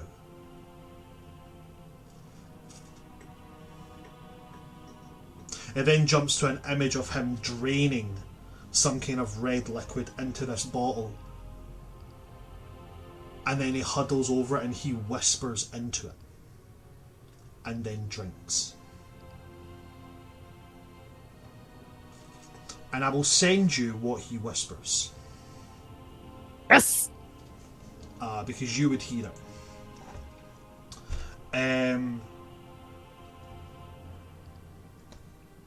Afterwards you see something that looks like it's wearing his face, but his face stretched, gaunt, drawn in, and these eyes, the white scleras of his eyes jet black, these burning greenish blue hued eyes, as he literally raises his hand and you watch soldiers from across a battlefield in the middle of a forest just rise up.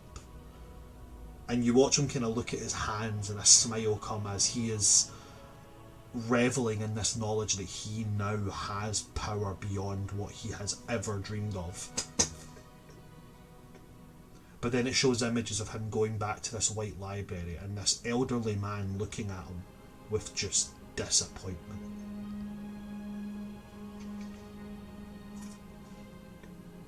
And then it goes to images that you've heard him talk about before. He wanders around until he eventually comes to what you can see as like a floating city made of ships. Ships turned upside down to become the roofs of buildings. Ships that have had both of their prows snapped off and pushed together to make the tipping spire of some large tower built from vertically laid up ships. And he was inducted into a crew You see him standing before a group of different people, and you see him talking to them and then showing what he truly is. And you see them all turning and mouthing the word, the Maw.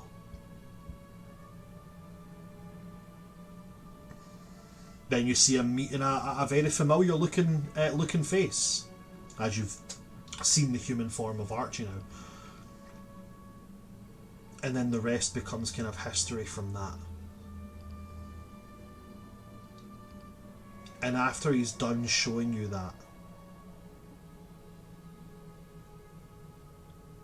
he does the exact same as you. He does that. Even though he doesn't need to breathe, he goes...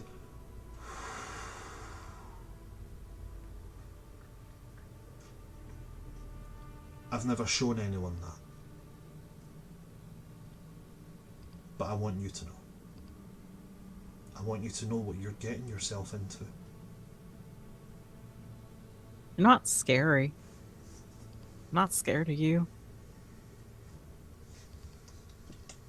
And she will kiss his forehead. I don't think I'll ever be scared of you. More scared of Marisol than I am of you.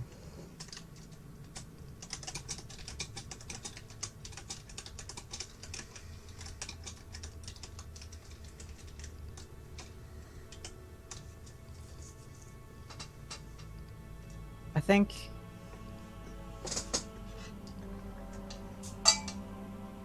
I got maybe 400 some odd years left of a natural lifespan of a half deep elf, deep sea elf. We can always spend it together with whoever comes along.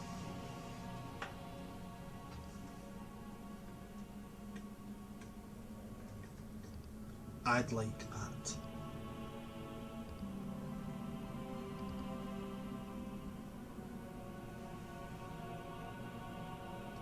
All right.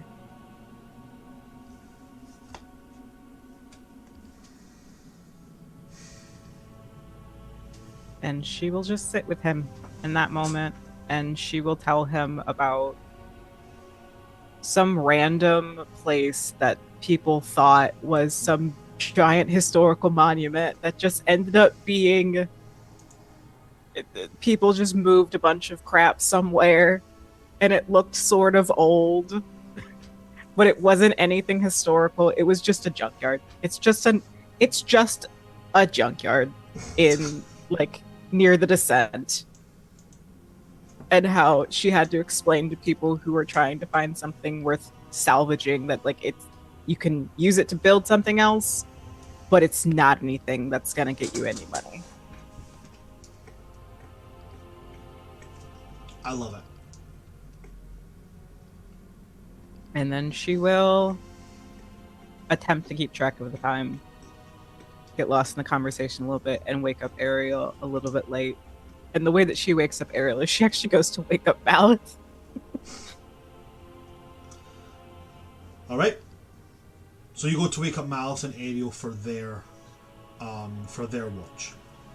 Yes. Okay. And you will just tell Mal, it's like, all right, it's your guys' turn. Feather, do you want to come watch Reaver bring his body back? No. Because you... Oh, well, is that where you're going? I'm going to go find Marisol, and I think I saw Marisol head into the Megalodon. Well, you said I've not to leave you alone, so I'm coming with you.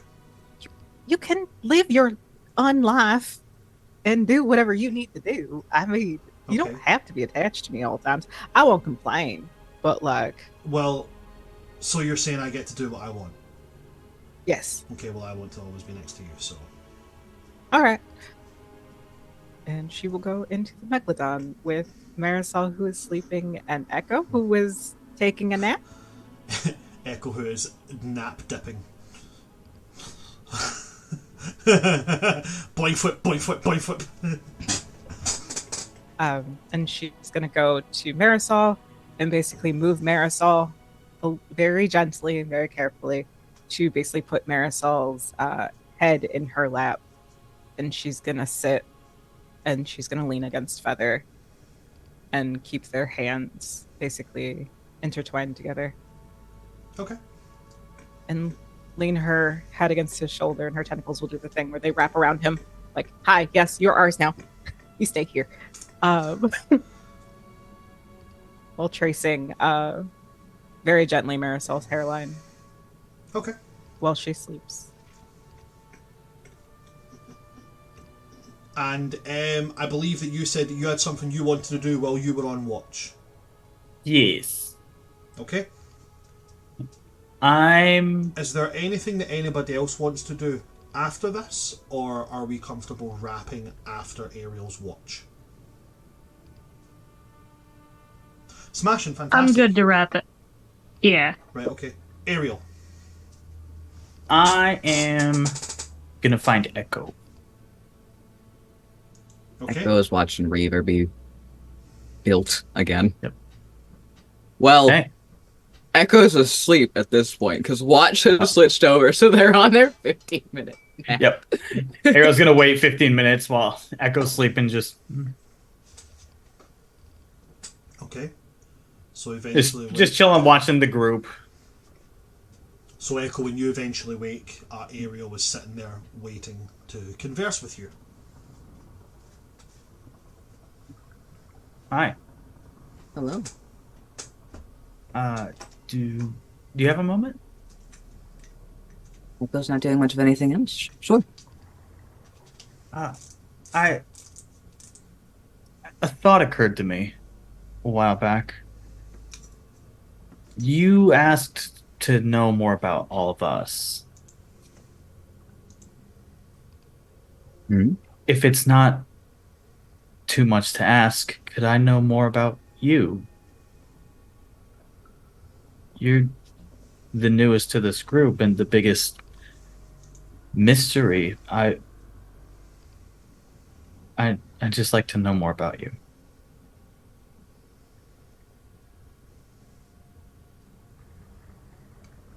What do you want to know? I mean, honestly, as much as you'll give. I told you practically my my entire life up until now. But if you don't want to share that much, that's totally fine.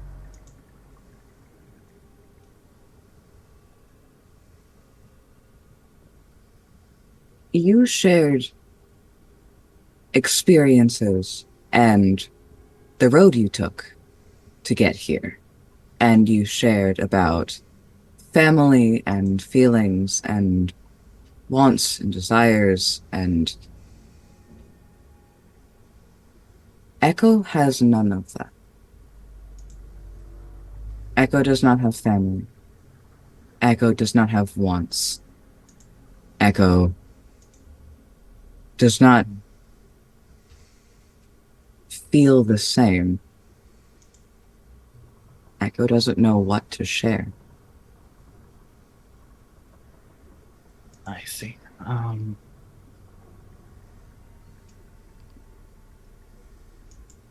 think then, just to get a bit of understanding, well, no, you told us where you came from. Did Echo? Wait, did you? This is me, the player, talking. Okay. Nope. Okay.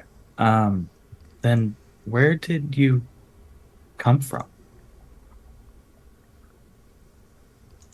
For the location, Echo does not know.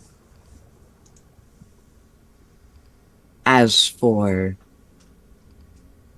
the concept,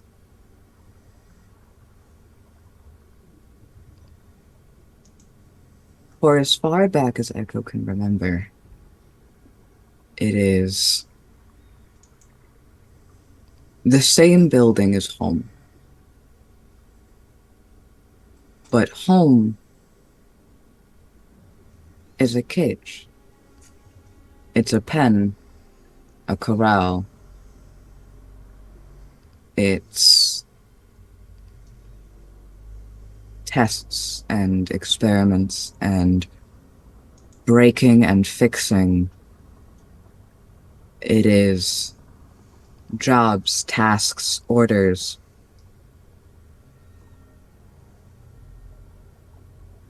All Echo remembers is being broken and fixed until that's all Echo was. And that's just how Echo is. It's not. It's neither here nor there. I can relate a little bit. Really? Yeah, I was kept in a cage because I was didn't want to the word assimilate, so to speak, to what the rot touched wanted. Remember So you that- mentioning that. Yeah, I wasn't allowed to go anywhere, and they kept me there until they wanted me, and to try again and again to see if this time I wouldn't say no.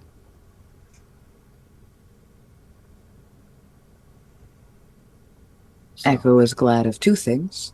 One, that you got out.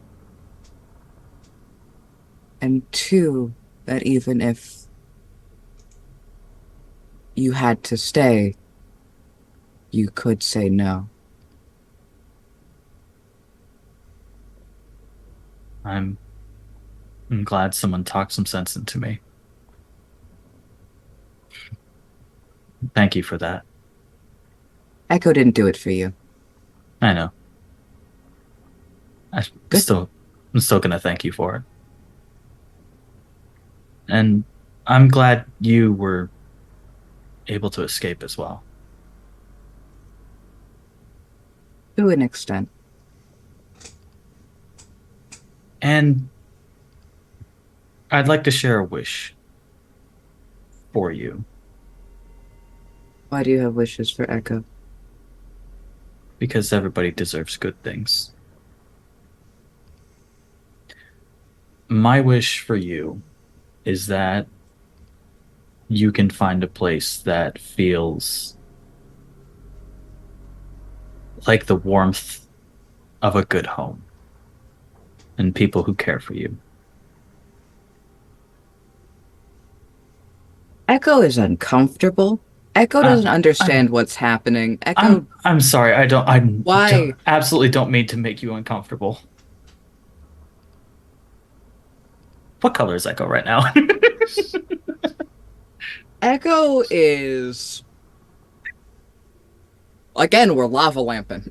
Yeah. Echo is coral, amber. There's carmine in there, and on occasion, there's even these flashes of viridian. And Echo, along with that, is starting to get restless. Is starting to move.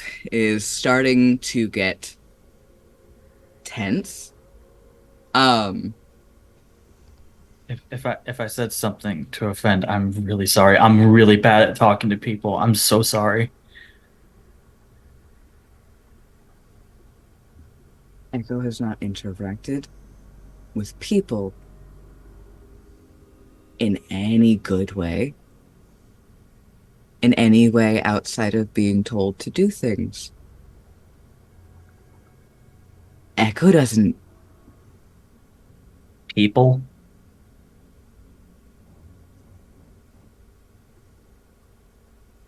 Yeah, I get it, buddy. No. Echo doesn't think you do. Truthfully, Echo is thinking that if you understood, you wouldn't be talking with Echo right now. Echo is on the verge. Echo is about to start biting things. Echo is about to start biting you. I've been told that that's not a good thing to do. I've been told that I can't do that, that I shouldn't do that. I'm starting to wonder if that's true.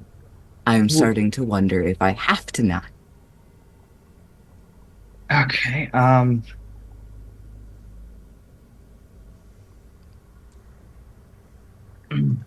Okay. I say this from a place of trying to be helpful. I just want to make that very clear. Why do you want to bite? Will it ease you?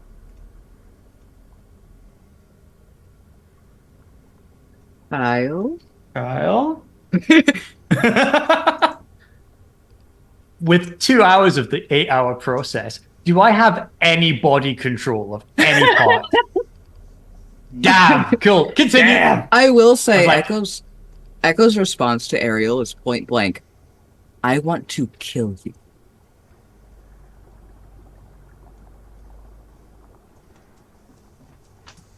And why is that? You are asking a lot of questions of Echo. You are putting thoughts and hopes and feelings and desires onto Echo that are not theirs. Echo knows you mean well.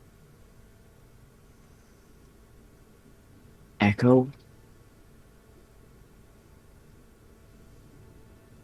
is not good.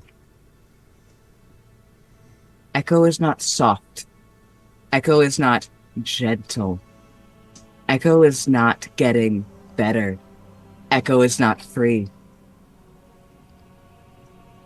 Echo does not want to talk as though everything that happened to Echo is over. As though Echo endured everything. As though Echo were not a participant in everything that they did. And Echo does not know you. And you do not know Echo. And Echo is uncomfortable, and Echo is angry, and Echo is frustrated. Not all of these are necessarily directed at you, to be clear. These are not necessarily emotions that you yourself are giving Echo.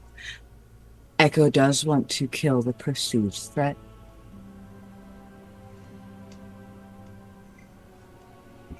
That's why Echo wants to kill you. That's why Echo wanted to kill Malith. That's why Echo wanted to kill Reaver. That's why Echo wanted to kill Luce.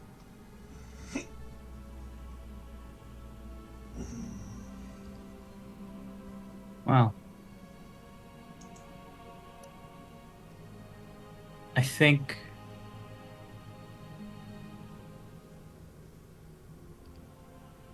I hope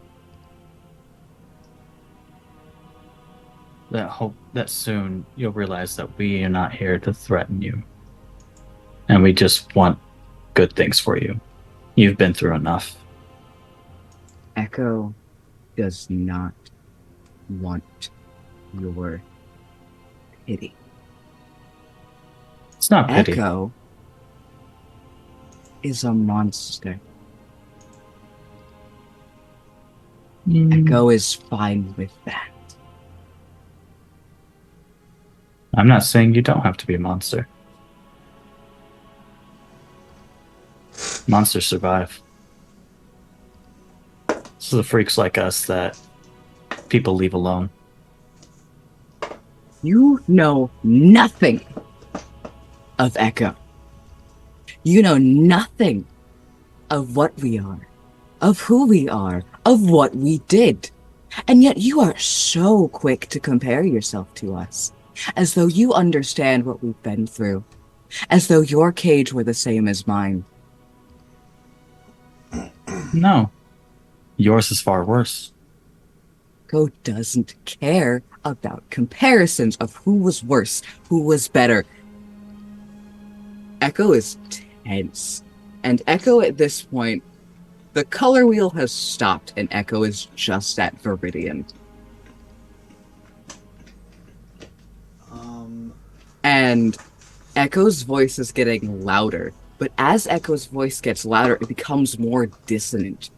As it's thrown, as it surrounds, as it pushes further out.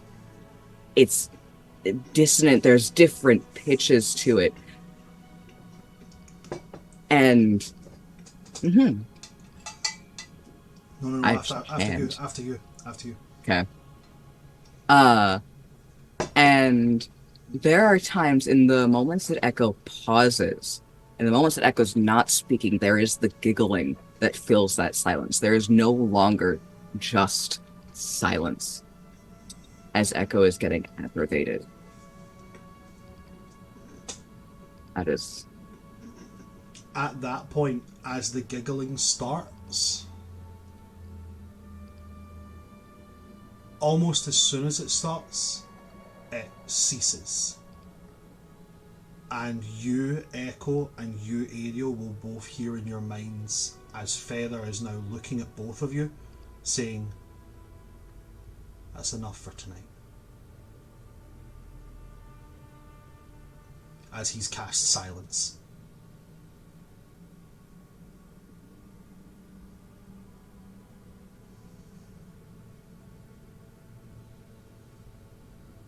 Echo is leaving to find a spot away from the party to sleep.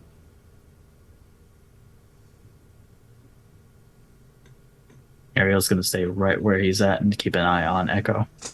No. Echo gone. Echo's left. Ah, gotcha. Echo's left. And Feather is going to say to you telepathically,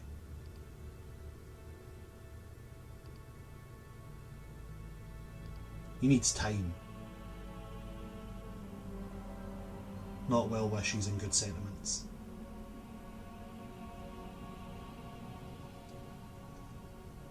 It's like a baby deer. What's a deer? He sends you a brief image of a pair of hands holding a bow approaching a deer and a slight noise triggering, and then that deer suddenly bolt upright, standing incredibly tense, and then sprinting off into the distance. And then when that goes away, he says, "Baby deer." Weird. Okay. It's not a game of who's had it worse. Wasn't trying to make it that. I know you weren't. I never said you were, but it became that.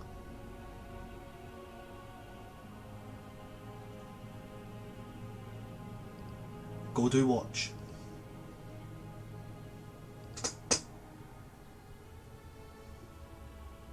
Aye, first mate. You'll drop the silence. So Echo is left. Echo's went off to find a place away from the party to rest. Luce and Marisol and Feather are inside with Reaver and Ariel. Ariel, you are taking up second watch with Malith, who is left back where the watch was being done. I'm sticking by the Megalodon. That also means Malith heard all of that. Anyway. No, Malith didn't hear that. How far away is Malith? Malith's wisdom score is exceptionally low. His passive perception is not that great. How far away is Malith? Probably about in the verge of 100, 120 feet away. Okay. Cool. Because by the end, Echo was at max volume. Right. But yeah. The only thing that I have the capability of doing is, as that gets louder, because obviously I can hear everything, and I am desperate to move. The necrotic, the decaying effects of the body trying to build itself is getting worse and worse. Because again, the anger is just trying to form as quick as possible. Yes, Luce. I forgot to mention Luce is not going to sleep, so she was awake for that with Feather.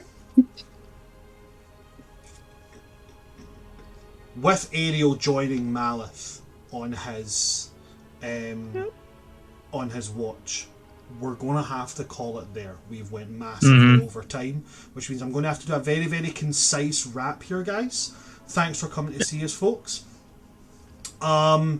Obviously, these amazing and talented people deserve to be seen for all the things they do.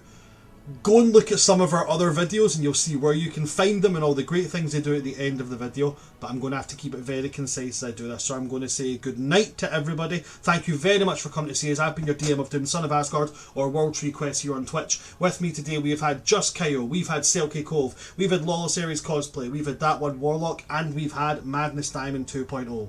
From all of us here at World Tree Quest, good night, stay safe, everybody's good shit, and also don't pull a finny. Good night, folks. Good night.